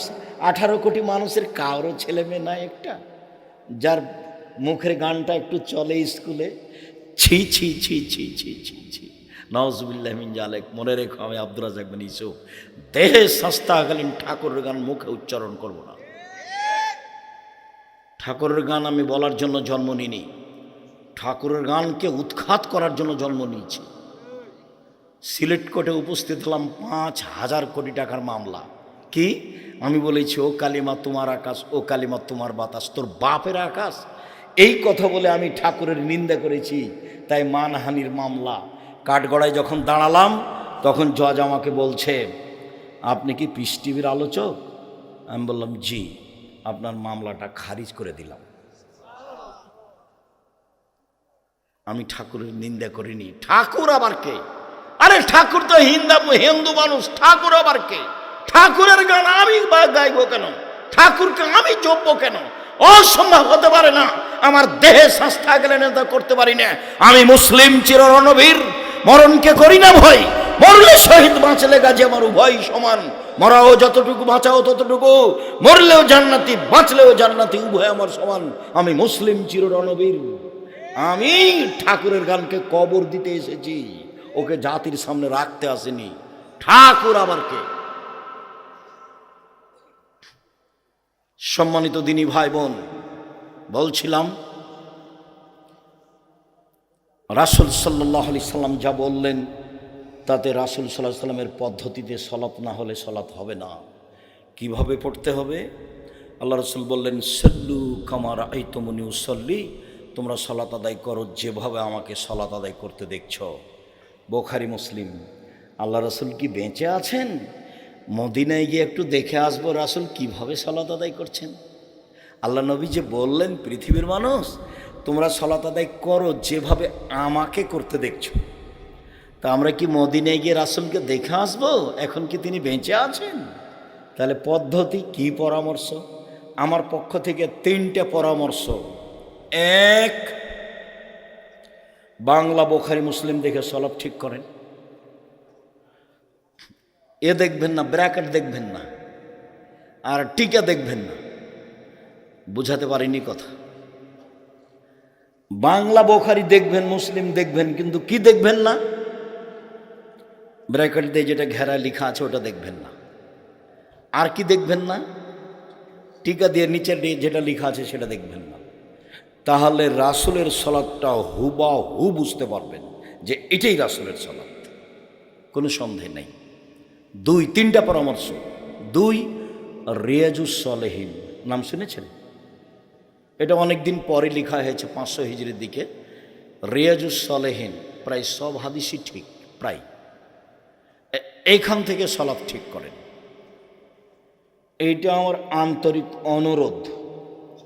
তিন, আমার পরামর্শ, বাঙালি ভাই বোন যারা সলাতের উপরে বই লিখেছেন তাদেরটা পড়েন। আমি আব্দুর রাজ্জাক বিন ইউসুফ ভাষা জানি না, পড়াশোনা জানি না, কোনো রকম করে ছেঁচড়া মেচড়া করে কিছু করি আর বলি। সেই সুবাদে আমি লিখেছি রাসূল সাল্লাল্লাহু আলাইহি ওয়াসাল্লামের সলাৎ বনাম প্রচলিত সলাৎ। আমি একবারে হাতে নাতে, হাতে খড়ির মতো করে যেভাবে রাসূল সাল্লাল্লাহু আলাইহি ওয়াসাল্লামের সলাৎটাকে বাংলা ভাষায় একবারে হুবাহু সাজানো যায় সেভাবে সাজিয়েছি। একটু পড়ে দেখেন আপনি, তাতে যেগুলো জাল হাদিস, জৈব হাদিস, সেগুলো না করা আছে। এটা আমার পরামর্শ। আর আগের দুইটা আমার অনুরোধ। কি দেখে বই সলাৎ ঠিক করবেন? বাংলা বোখারি মুসলিম, তারপরে রিয়াজুস সলেহিন, এটা আমার অনুরোধ। আর শেষেরটা আমার পরামর্শ। বাঙালি ভাই বোনদের দেখেন, দেখতে পারেন আপনার বিশ্বাস হলে। পরামর্শে আমি আব্দুর রাজ্জাক বিন ইউসুফ আপনাকে খুব কাছে থেকে সলাৎ শিখিয়ে দেওয়ার জন্য রেখেছি, লিখেন। আর সব বক্তব্য আপনি এই উপদেশ বইয়ে পাবেন। আর আবদুল্লাহর বইটা এখন দেখেন। আবদুল্লাহর কিন্তু আজকে প্রোগ্রাম, এটা আবদুল্লাহর প্রোগ্রামে আমি এসেছি। আপনারা যেভাবে জানেন, আমি অবশ্য রাস্তায় অবগত হলাম। আবদুল্লাহ গত শনিবার থেকে নিয়ে বৃহস্পতিবার পর্যন্ত এনটিভির বক্তব্য রেকর্ডিংয়ে ব্যস্ত আছে। কোন টিভি? এনটিভিতে বক্তব্য রেকর্ডিংয়ে ব্যস্ত আছে গত শনিবার থেকে নিয়ে সামনে বৃহস্পতিবার পর্যন্ত। যার কারণে আপনাদের সাথে সাক্ষাতে কিছু বলতে চাইলেও পারেনি। তখন আমি এসেছি, যদিও আপনাদের ভালো লাগলো না, তিতে লাগলো, যে যদিও আমিও আবদুল্লাহর বক্তব্য শুনতে চাই। আমার বক্তব্য তার বক্তব্য হলে আমার কাছে অনেক কথা ধরা পড়ে, যেটা আমি হাদিস বলেছি কিন্তু আমি এভাবে বলিনি, ওটা আমি বুঝতে পারিনি ওইভাবে। যেমন ওর মুখের বক্তব্য শুনে আমি সুদ কী জিনিস বুঝেছি। আমি তার আগে সুদের কত বক্তব্য দিয়েছি, কোরআন হাদিস এগুলো শক্তভাবে বলেছি, কিন্তু সুদকে আমি এভাবে বুঝতে পারিনি। একদিন বলছে যে সুদে টাকা কমে যায় কেন? তো আল্লাহ বলছেন সুদে টাকা কমে যায়, নবী বলছেন সুদ খেলে মানুষ নিঃস্ব হয়। তো আমরা তো বলে আসলাম, আমি এটাও বলেছি যারা সুদ খাবে তাদেরকে একদিন না একদিন ভিক্ষুক হতেই হবে। আমি এইভাবে বলে চলে গেছি, শেষ করেছি। আল্লাহ বলেছে সুদ খেলে টাকা কি হবে? কমে যাবে। আর আল্লাহ নবী বলেছেন সুদ খেলে মানুষ কি হবে? নিঃস্ব হয়ে যাবে। আমি তখন বলেছি দুটার সমন্বয়ে, যে সুদ খাবে তাকে একদিন না একদিন ভিক্ষা করে খেতেই হবে। যেহেতু তার টাকা পয়সা থাকবে না, তখন নিরুপায় ভিক্ষা করবে, এটা আমি বুঝেছি। এখন আব্দুল্লাহ বলছে টাকা কমে যায় কেন? কেন? টাকার জন্ম, মুদ্রার জন্ম, পাউন্ডের জন্ম, রিয়ালের জন্ম, ডলারের জন্ম, বিনিময়ে তাকে ব্যবহার করতে হবে। এই জন্য 1 কেজি বেগুন নিলাম, বিনিময়ে টাকা দিলাম। 2 কেজি চাউল নিলাম, বিনিময়ে ডলার দিলাম। 5 কেজি গম নিলাম, বিনিময়ে রিয়াল দিলাম। 5 কেজি তরিতরকারি আলু নিলাম, বিনিময়ে টাকা দিলাম। তাহলে টাকা কেন জন্ম হয়েছে? কেন আল্লাহ তাকে সৃষ্টি করেছেন? বিনিময়ে ব্যবহার করার জন্য। যখন টাকা দিয়ে টাকা নেবেন তখন কি বিনিময় হলো? আপনি কি দিয়ে কি নিলেন? এটা তো আর বিনিময় হলো না, তখন টাকার উপরে জুলুম করা হলো। সভাপতি সাহেবকে এখানে বসতে দিয়েছেন, মুরব্বী মানুষ, যদি এখন বলেন যে নিচে বসেন, তো উনি তো ভাববেন ইন্না লিল্লাহ, এরা তো আমাকে অপমান করলো।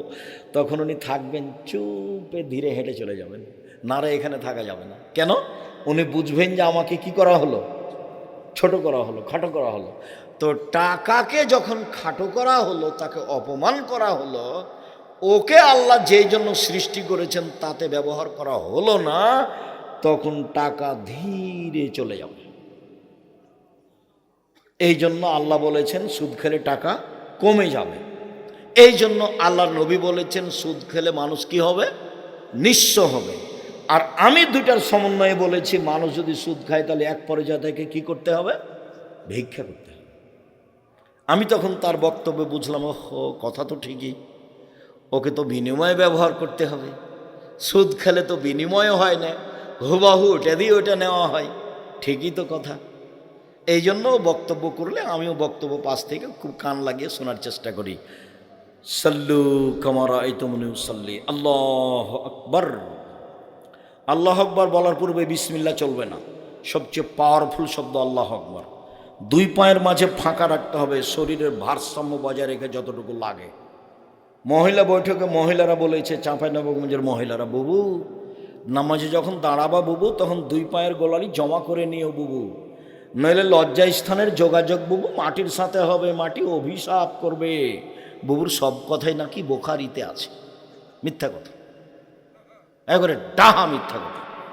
বুবু পায়জামা পরে থাক, না হয় শাড়ি পরে থাক, না হয় ছায়া পেটিকোট পরে থাক, যা পরে থাক থাক, এখানে কোনো কথা নেই। কাপড়টা টাকনুর নিচে থাকবে, এটা হলো কথা। কাপড়টা গোড়ালি পর্যন্ত চলে যাবে, এটা হলো কথা। বুঝাতে পারেনি কথা? যা পরে থাকবে থাকবে। মহিলা পুরুষ সবাই দুই পায়ের মাঝে কতটুকু ফাঁকা রাখবে, শরীরের ভারসাম্য বজায় রাখতে যতটুকু লাগে। কথা বুঝতে পারেননি? আল্লাহ আকবার। আল্লাহ আকবার বলার পূর্বে যদি পেশাব পায়খানার কাজ থাকে, যান পেশাব পায়খানার সময় বলবেন বিসমিল্লাহ আল্লাহুম্মা ইন্নী আউযু বিকা মিনাল খুবুসি ওয়াল খাবায়েস। যদি বিসমিল্লাহ সহ বলে তাহলে শয়তান ক্ষতি তো দূরের কথা দেখতে পাবে না, ও কানা হয়ে গেছে। বিসমিল্লাহর এত ক্ষমতা। পেশাব পায়খানা যখন শেষ হবে তখন বলবেন গোফরানাকা, আল্লাহ তুমি আমাকে ক্ষমা করো। জরুরি কথা।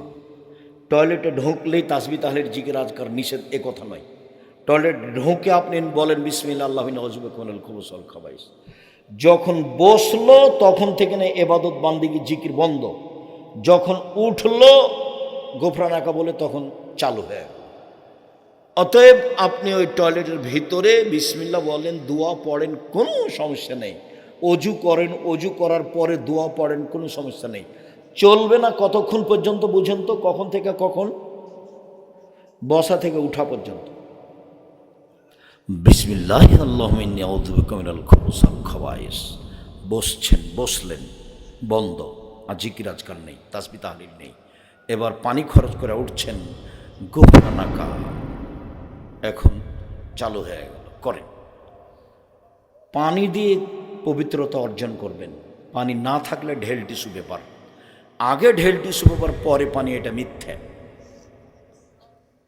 পানি দিয়ে পবিত্রতা অর্জন করে হাত মাটিতে মেজে নেবেন, সাবান দিয়ে মাজেন, যেটা দিয়ে মাজেন মাজেন, রাসূল সাল্লাল্লাহু আলাইহি ওয়াসাল্লাম বললেন। বাম হাতে পেশাব পায়খানার পরে পানি খরচ করবেন। লোকটাকে আমি বললাম, ভাইজান ডান হাতে চা খান, ভান ডান হাতে খান। তো মন খারাপ করে বলছে বাম হাত হাত নয়, বাম হাত হাত নয়। তখন যখন পানি খরচ করবে তখন ডান হাত লাগালে হয় না? তো তখন তো আরও পানি খরচ করছে না। এখন আমি আর কি বলি? তো ওর পরিবেশ আর খাটো করলাম না, ওই পর্যন্তই থাকলাম। দেখেন, এটা আল্লাহ রাসূলের কথা। এই ছেলে বাম হাতও তো হাত, তাই না? তো পানি খরচ করার সময় ডান হাত করলে কি হবে? এটাও তো হাত। মুহাম্মদ সাল্লাল্লাহু আলাইহি সাল্লামের নিয়ম, মুহাম্মদ সাল্লাল্লাহু আলাইহি সাল্লামের নিয়ম, এক গ্লাস পানি পান করলে কয়টা বিধান লাগে? 5টা। ইসলাম এসেছে জাহেলিয়াতকে ঠেকিয়ে দিয়েছে। জাহেলিয়াত একটা নিয়ম কানুন ছিল, ইসলাম এসে সব নিয়ম কানুন নতুন করেছে। যখন কোনো সরকার আসছে তখন বলছে আগেরটা বাতিল, ওরা চাঁদাবাজি করেছে আমরাও করব, ওরা করেছে আমরা এখন তাদের বিপরীত। তো রাসূল সাল্লাল্লাহু আলাইহি সাল্লাম বলছেন, জাহেলিয়াত বাতিল, এখন মোহাম্মদ সাল্লাল্লাহু আলাইহি সাল্লামের সব নিয়ম চলবে। কার নিয়ম চলবে? সব মোহাম্মদ সাল্লাল্লাহু আলাইহি সাল্লামের নিয়ম চলবে। পৃথিবীতে একজন মানুষের কথা, পানি খরচ না করে ঢেল টিস্যু ব্যবহার নিয়ে 40 কদম হাঁটা নোংরামি, পায়ের উপরে পা উঠানো নোংরামি, খক খক করে কাশা নোংরামি। যদি তাই হয় তাহলে তার বউ ঢেল নিয়ে হাঁটে না কেন?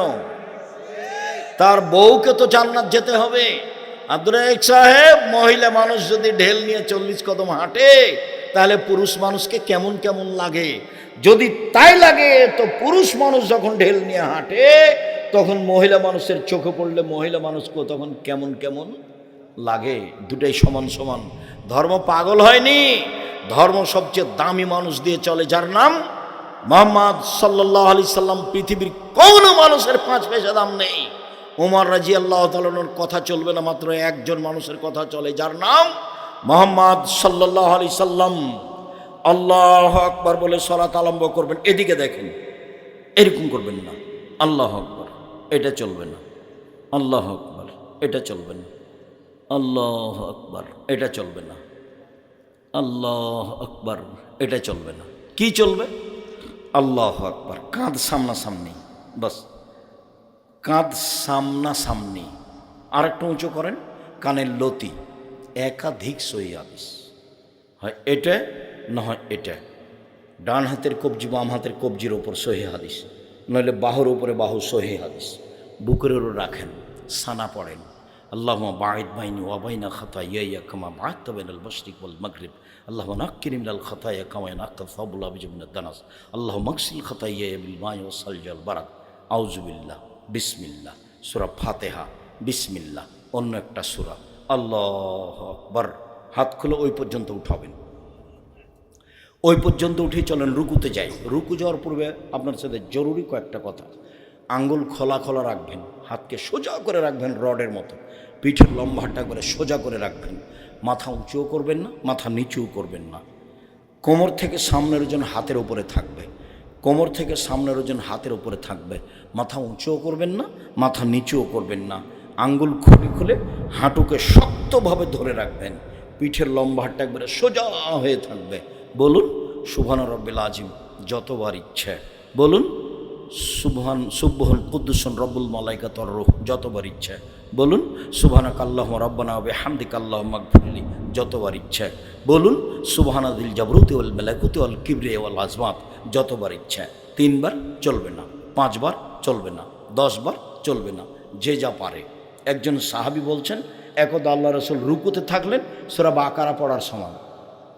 কতক্ষণ? সূরা বাকারা পড়ার সমান কি 2-1 মিনিট হলো? 2.5 পারা, মানে যে যত পারে। তার মানে কি হলো? যে যত পারে। চলেন সামি আল্লাহু লিমান হামিদা, ওই পর্যন্তই উঠাতে হবে ওইভাবে। রব্বানা লাকাল হামদ হামদান কাসীরান তাইয়িবান মুবারাকান ফি মিলাস সামাওয়াতি মিলাল আরদ মিলা মা বাইনাহু ইলা মা শাইতা মিন শাইইন বাদ। চলেন সিজদায়। সিজদায় যাওয়ার পূর্বে আপনার সাথে জরুরি 2টি কথা। তার প্রথম কথা হচ্ছে, আল্লাহ রাসূল বললেন আমাকে 7 হাড়ের উপরে সিজদা করতে বলা হয়েছে। 7 হাড়, হাড্ডি।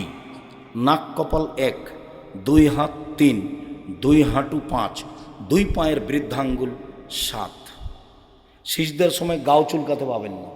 গাও চুলকালে এখন কয়টা আছে লেগে মাটিতে? 6টা। এই জন্য এটা নিষেধ। শরীর যদি চুলকাতে হয় তাহলে সিজদা থেকে উঠে এসে চুলকাবে। উল্লেখ্য যে এবার 2 পায়ের গোড়ালি জমা হয়ে যাবে। সিজদায় যখন আছেন তখন 2 পায়ের গোড়ালি কী হয়ে যাবে? জমা হয়ে যাবে। তখন ফাঁকা ছিল। আমরা অনেক দিনই শুনেছি যে অনেকে বলেছে যে ডান পায়ের বৃদ্ধাঙ্গুল একবারে এক জায়গাতে থাকবে, নড়তে পাবে না। এটা ভুল হিসাব। সিজদায় গেলে পা দুটি এসে জমা হয়ে যাবে, একসাথে জমা ধরে থাকবে। 2 হাতকে কানের পাশে রাখবেন, কনুইকে এভাবে উঁচু করে রাখবেন। পেটের নিচ দিয়ে ছাগলের বাচ্চা যেন পার হতে পারে। পুরুষ নারী একই হুকুম, পুরুষ নারী একই হুকুম, পুরুষ নারী একই হুকুম। বুককে উরুর সাথে লাগিয়ে সালাত আদায় করতে হবে, কথা মিথ্যে। চাঁপাইনবাবগঞ্জের মহিলা বৈঠকে বলছে, বুবু যখন সিজদাতে যাবা বুবু, হাতি যেমন মাটিতে পড়ে যায় তেমনি একবারে মাটিতে পড়ে গিয়ে বুককে উরুর সাথে লাগিয়ে আঁটো সাঁটো হে সিজদা করিও বুবু, যদি বুককে উরু থেকে পৃথক রাখো বুবু, তাহলে স্তন ঝুলন্ত থাকবে বুবু, পর্দার ব্যাঘাত ঘটবে। বুবুর সব কথাই নাকি বুখারীতে আছে। ছি ছি ছি ছি ছি ছি, নাউজুবিল্লাহ। ও ঘরে আছে, শাড়ি পরে আছে, গায়ে চাদর আছে, ব্লাউজ আছে, তো এরপরেও পর্দার ব্যাঘাত ঘটলো। ওই আঁটো সাঁটো বোরকা পরে বাজারে গেল, ভ্যানিটি ব্যাগ ঘাড়ে করে, এতে পর্দার ব্যাঘাত ঘটলো না। এই ব্যাগ, তুমি এই আঁটো সাঁটো বোরকা আজকে জ্বালিয়ে দিবা। আমি আব্দুর রাজ্জাক বিন ইউসুফ, তোমার কাছের মানুষ, তোমার আব্বার ফ্যামিলিকে আমি নিজের ফ্যামিলি মনে করি। তোমাদেরকে আমি জান দিয়ে প্রাণ দিয়ে ভালোবাসতে চাই। দেখো, জাতির যদি রাস্তাঘাট করে দিতে না পারি, জাতির যদি স্কুল কলেজ করে দিতে না পারি, জাতিকে চূড়ান্ত সঠিক ধর্ম দিতে পারবো ইনশাআল্লাহ। ধর্মের ব্যাপারে জাতিকে ফাঁকি দিয়ে পরকাল হারাতে রাজি নই। আমি চাচ্ছি তোমার আব্বার ফ্যামিলিটা রাসূল সাল্লাল্লাহু আলাইহি সাল্লামের পদ্ধতিতে গড়ুক। সবাই মরতে এসেছে, কেউ বাঁচতে আসেনি। অল্প দিন বাঁচতে এসে এগুলো করে বাঁচার চেষ্টা করিয়েন না, ভুল হিসাব। পুরুষ নারীর সলাতে কোনো পার্থক্য নেই। এইভাবে কোনো উঁচু করে থাকতে হবে যেন ছাগলের বাচ্চা পার হতে পারে। আপনি বলুন, আর পিঠের লম্বা হাতটা একবার আগিয়ে রাখবেন, জরুরি কথা। হাতের জামা জমা করা থাকলে খুলে দিতে হবে। পায়জামা নিচের দিকে জমা করা নিষেধ। যদি উঁচু করতে হয় পায়জামা কোথায় জমা করতে হবে? কোমরে। নিচে জড়ানো হারাম, নিচে জড়ানো নিষেধ, নিচে জড়ানো হারাম। হাত এভাবে জড়ে রাখতে পাবেন না। কেন? আল্লাহ রাসূল বলছেন এরকম নিষেধ করা হয়েছে। মাথার চুল খোপা বাঁধা যদি থাকে মহিলাদের, তাহলে খোপা খুলে দিতে হবে। যদি বেনি গাঁথা থাকে তাহলে পিছন দিকে ছেড়ে দিতে হবে।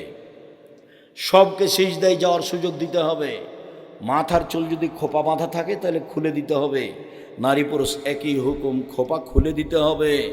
বেনি গাঁথা থাকলে তার নিজ গতিতে যাবে, কোনো সমস্যা নেই। সিজদায় বলুন সুবহান রাব্বিয়াল আলা যতবার ইচ্ছে, বলুন সুবহান কুদ্দুসুন রব্বুল মালাইকাতুর রূহ যতবার ইচ্ছে, বলুন সুবহানাকাল্লাহুম্মা রাব্বানা ওয়া বিহামদিকা আল্লাহুম্মা ইগফিরলি যতবার ইচ্ছে, বলুন আল্লাহুম্মা ইগফিরলি জামবি কুল্লাহু দিক্কা ওয়া জুল্লাহু ওয়া বলু আখিরাল নিয়াত সিররা। আরো যত দোয়া হাদিসের আছে সেগুলো বলুন। কি বলবেন? আল্লাহুম্মা ইন্নাকা আফুউন তুহিব্বুল আফওয়া ফা'ফু আননি। কি বলবেন? আল্লাহুম্মা ইন্না আসআলুকাল হুদা ওয়াত তুকা ওয়াল আফাফা ওয়াল গিনা। আব্দুর রাজ্জাক সাহেব, জানাজার দোয়াটা আমি বলতে পারি? বলেন। কোরআনের আয়াত ব্যতীত যা পারবেন বলেন। সিজদায় উঠে আসেন, আল্লাহুম্মা ইগফিরলি ওয়ারহামনি ওয়াহদিনি ওয়াআফিনি ওয়ারজুকনি। আবার সিজদায় যান, উঠে আসেন। এ হলো এক রেকাত। এভাবে আরেক রেকাত। আত্তাহিয়াতের বৈঠক। বাম পায়ের পাতার উপরে বসবেন। পাতা বুঝেননি? বাম পায়ের পাতার উপরে বসবেন, ডান পায়ের গোড়ালি খাড়ো করে রাখবেন, আর বাম হাত হাঁটুর উপরে থাকবে, ডান হাত হাঁটুর উপরে থাকবে। কিভাবে থাকবে পরে বলছি। এইবার সালামের বৈঠক।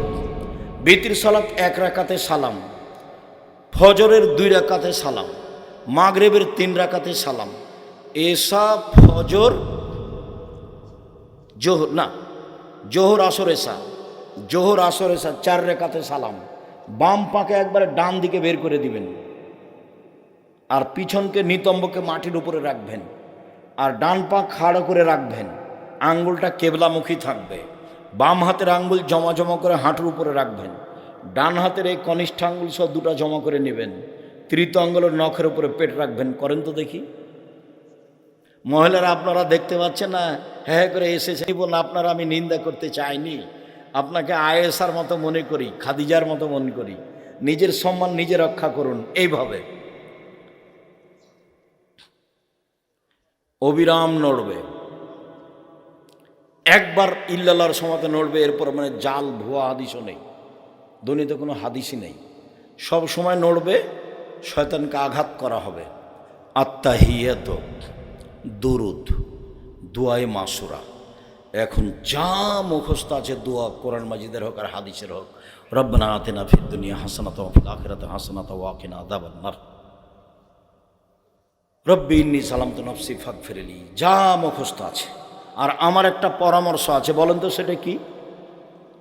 রব্বির হামহুমা কামা রাব্বায়ানি সাগীরা। সালাম ফিরে পূর্বে একটু বলে। জি, সালাম ফেরার পূর্বে বলবেন, আগে পিছে হলে কোনো সমস্যা নেই। প্রথম তো তাশাহুদ তো বুঝি, দ্বিতীয় হলো দুরুদে ইব্রাহিম, আর তৃতীয় আমরা চাঁপাইনবাবগঞ্জের মানুষ আমরা বলি দোয়ায়ে মাসুরা, মানে তার দুইটা অংশ, একটা হলো আল্লাহুম্মা ইন্নী যালামতু নাফসি যুলমান কাসীরা, আর একটা হলো আল্লাহুম্মা ইন্নী আউযু বিকা মিন আযাবি জাহান্নাম ওয়া আউযু বিকা মিন আযাবিল কবর। এই দুটার পরে আপনি নিজের ইচ্ছা মতো দুয়ায় চলে যান। তবে আপনি আত্তাহিয়াত আর দুরুদ পড়ার পরে চলে যেতে পারেন। আপনি ইচ্ছা মতো দোয়া করেন, কোরআন হোক আর হাদিসের হোক, যা পারবেন করেন। আমি একটা পরামর্শ দিয়েছি, রব্বির হামহুমা কামা রাব্বায়ানি সাগীরা। আসসালামু আলাইকুম রহমতুল্লাহ, আসসালামু আলাইকুম রহমতুল্লাহ। এরপরে যা হবে তা জিকির হবে। সম্মানিত দিনী ভাই বোন, আগামী পরশু থেকে নফল সিয়াম থাকার প্রাণপণে চেষ্টা করবেন, আমার আন্তরিকভাবে অনুরোধ। বৃহস্পতিবার সোমবার সিয়াম থাকবেন। আর আজকের আলোচনার পরে বই পুস্তক এখানে গাড়িতে আছে, যে আলোচনা করছিলাম সলাতের বইয়ে আছে, আর সব বক্তব্য উপদেশ বইয়ে আছে। আর আব্দুল্লাহর বইটা পড়ে দেখুন, আল্লাহর পথে যাত্রা, একবারে গায়েবের উপরে কিভাবে ঈমান আনতে হবে, ন্যায়নিষ্ঠ নিয়ে নেতা কিভাবে হবে, নেতা কে হতে পারে, এই সব বিস্তারিত বিবরণ দেওয়া আছে। সম্মানিত দিনী ভাই বোন, আমি আজকের আলোচনা এ পর্যন্ত করে আপনাদের কল্যাণ কামনা করি। আল্লাহ আমাদের যারা মারা গেছে তুমি তাদের কবরের শাস্তি মাফ করো, আমরা যারা অসুস্থ তুমি তাদের আরোগ্য দান করো, আমরা যারা বেঁচে আছি তুমি তাদেরকে তোমার রাসূলের পদ্ধতি অনুযায়ী চলার তৌফিক দান করো, বিশেষভাবে সালাত আদায় করার তৌফিক দান করো, বিশেষভাবে সিয়াম পালনের তৌফিক দান করো। যাওয়ার পূর্বে বই পুস্তকগুলি সব গাড়িতে আছে, হাতের ডানে, আমার হাতের ডানে পাশে গাড়ি দাঁড়িয়ে আছে, সবাই নিয়ে যাবেন। আর ওই দুয়ার বইটাও আছে, অনেক দোয়া আছে দেওয়া।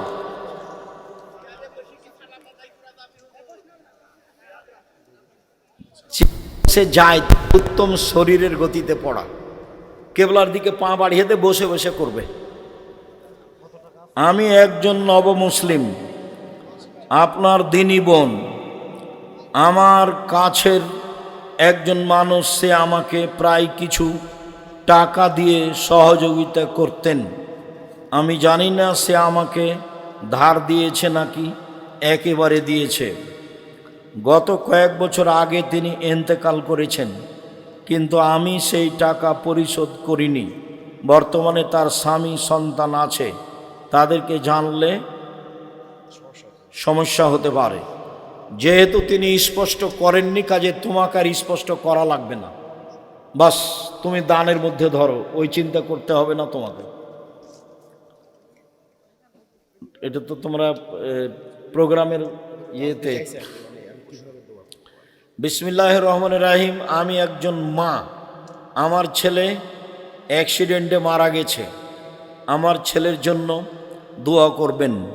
আল্লাহ আপনার ছেলেকে শহীদ হিসেবে কবুল করুক, আল্লাহুম্মা আমিন। আমার প্রশ্ন হলো, আমার ছেলের জন্য আমি কিভাবে দোয়া এবং দান করলে আল্লাহ কবুল করবেন? মানুষ মরার পরে দুইটা পথ, মুখে দোয়া, আল্লাহ তুমি আমার ছেলেকে মাফ করো, আর এরকম মরণকে শহীদ হিসাবে গণ্য করো, এভাবে বলতে থাকেন।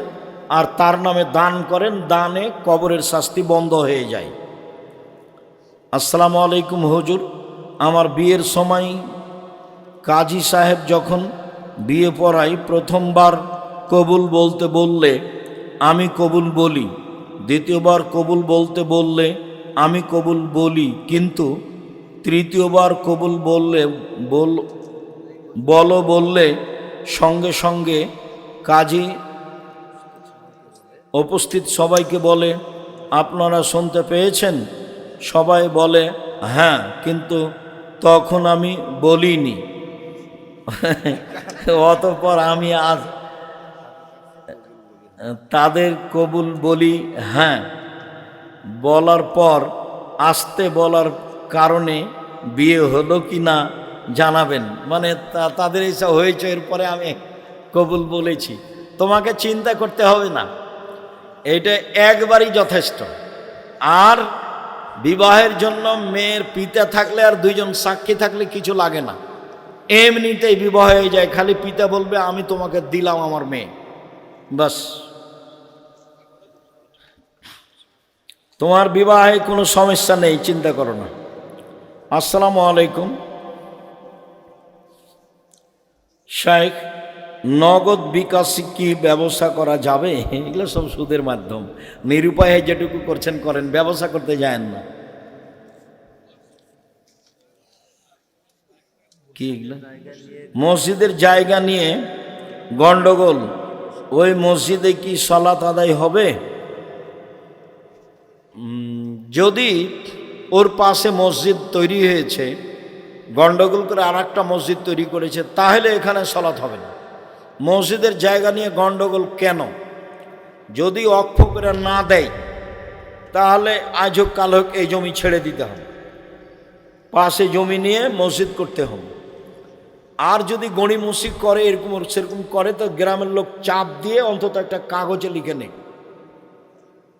ওকে অক্ষ হতেই হবে, সরকারি হোক বা গ্রাম্যভাবে হোক। আর যদি নাই দেয় তাহলে এই মসজিদ বাদ দিয়ে মসজিদ তৈরি করতে হবে পাশে। আমি একজন 17 বছর বয়সী ক্লাস 10মে পড়ুয়া, বিজ্ঞান বিভাগের ছাত্র।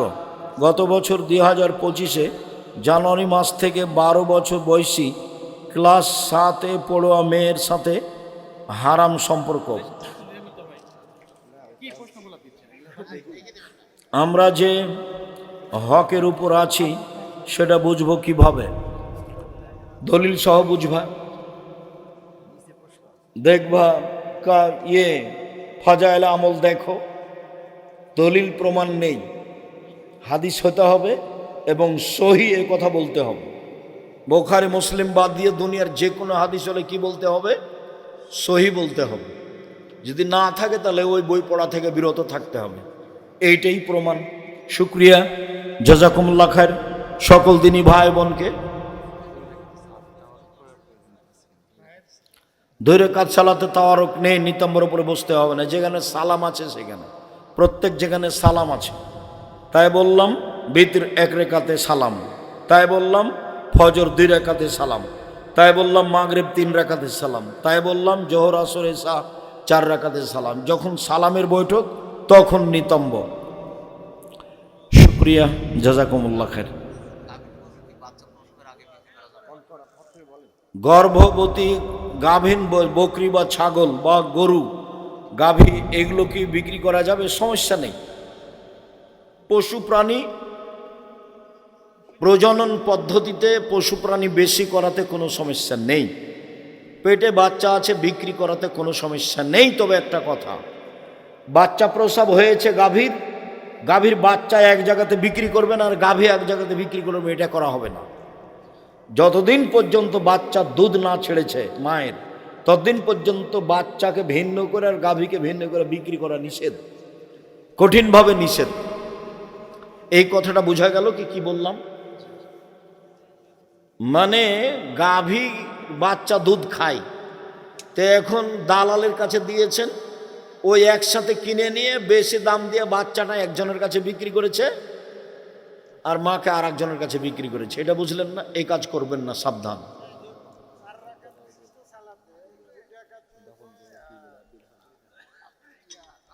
আত্তাহিয়াত।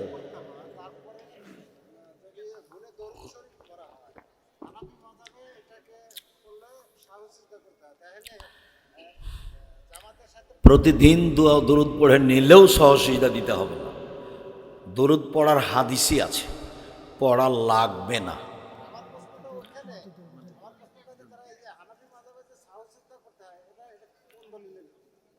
বললাম তো, প্রতিদিন যদি দরুদ পড়ে নেয় তো সহসিজদা করতে হবে না। দরুদ পড়ারই হাদিস আছে, আমরা বলছি পড়া লাগবে না, পড়ে নিলে কোনো সমস্যা নাই, পড়ারই হাদিস আছে। সহসিজদা তো বহু দূরের কথা। আচ্ছা যাক, কথা শেষ করি।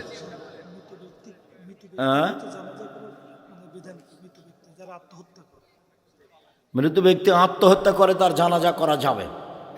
ফরজ গোসলের নিয়ম, সুন্দর করে ওযু করতে হবে। আগে লজ্জা স্থান পুরুষঙ্গ স্ত্রীঙ্গ ধুয়ে নিয়ে হাতটা মাটিতে বা সাবানে মেজে নিয়ে সুন্দর করে সলাতের ওযু করতে হবে। পা ধোয়া বাকি রাখতে হবে। তারপর ট্যাপ ছেড়ে দিয়ে গোসল করতে পারে, বালতিতে পানি নিয়ে গোসল করতে পারে, বদনাতে পানি নিয়ে গায়ে ঢেলে দিতে পারে। সম্পূর্ণ শরীর ধুয়ে নিয়ে পা দুটা পরে ধুয়ে নেবে।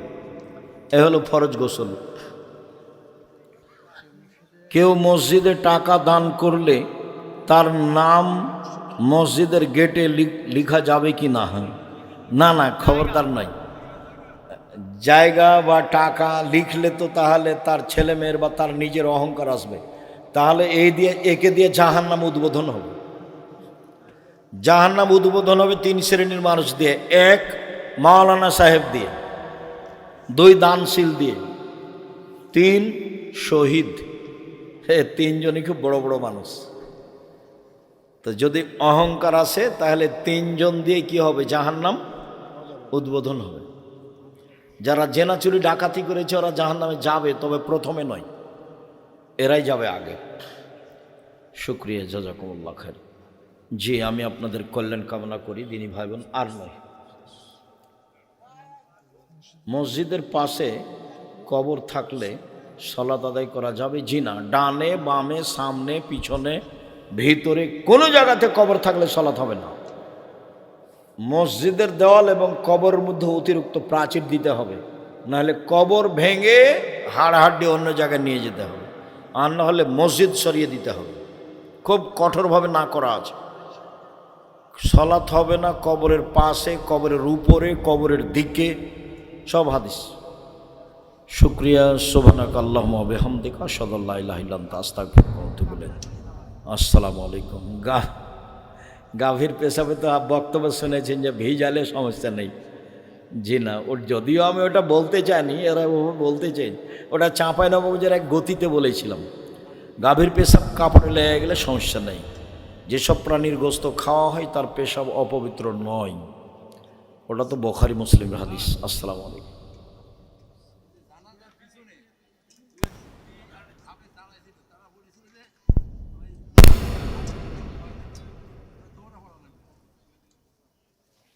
ভুল হয়েছে, যা হয়েছে হয়েছে, জানাজা দোহরে পড়তে হবে না। ঠিক আছে, চলো তাহলে। হটকারিতা করা যাবে না। যা হয়েছে হয়েছে।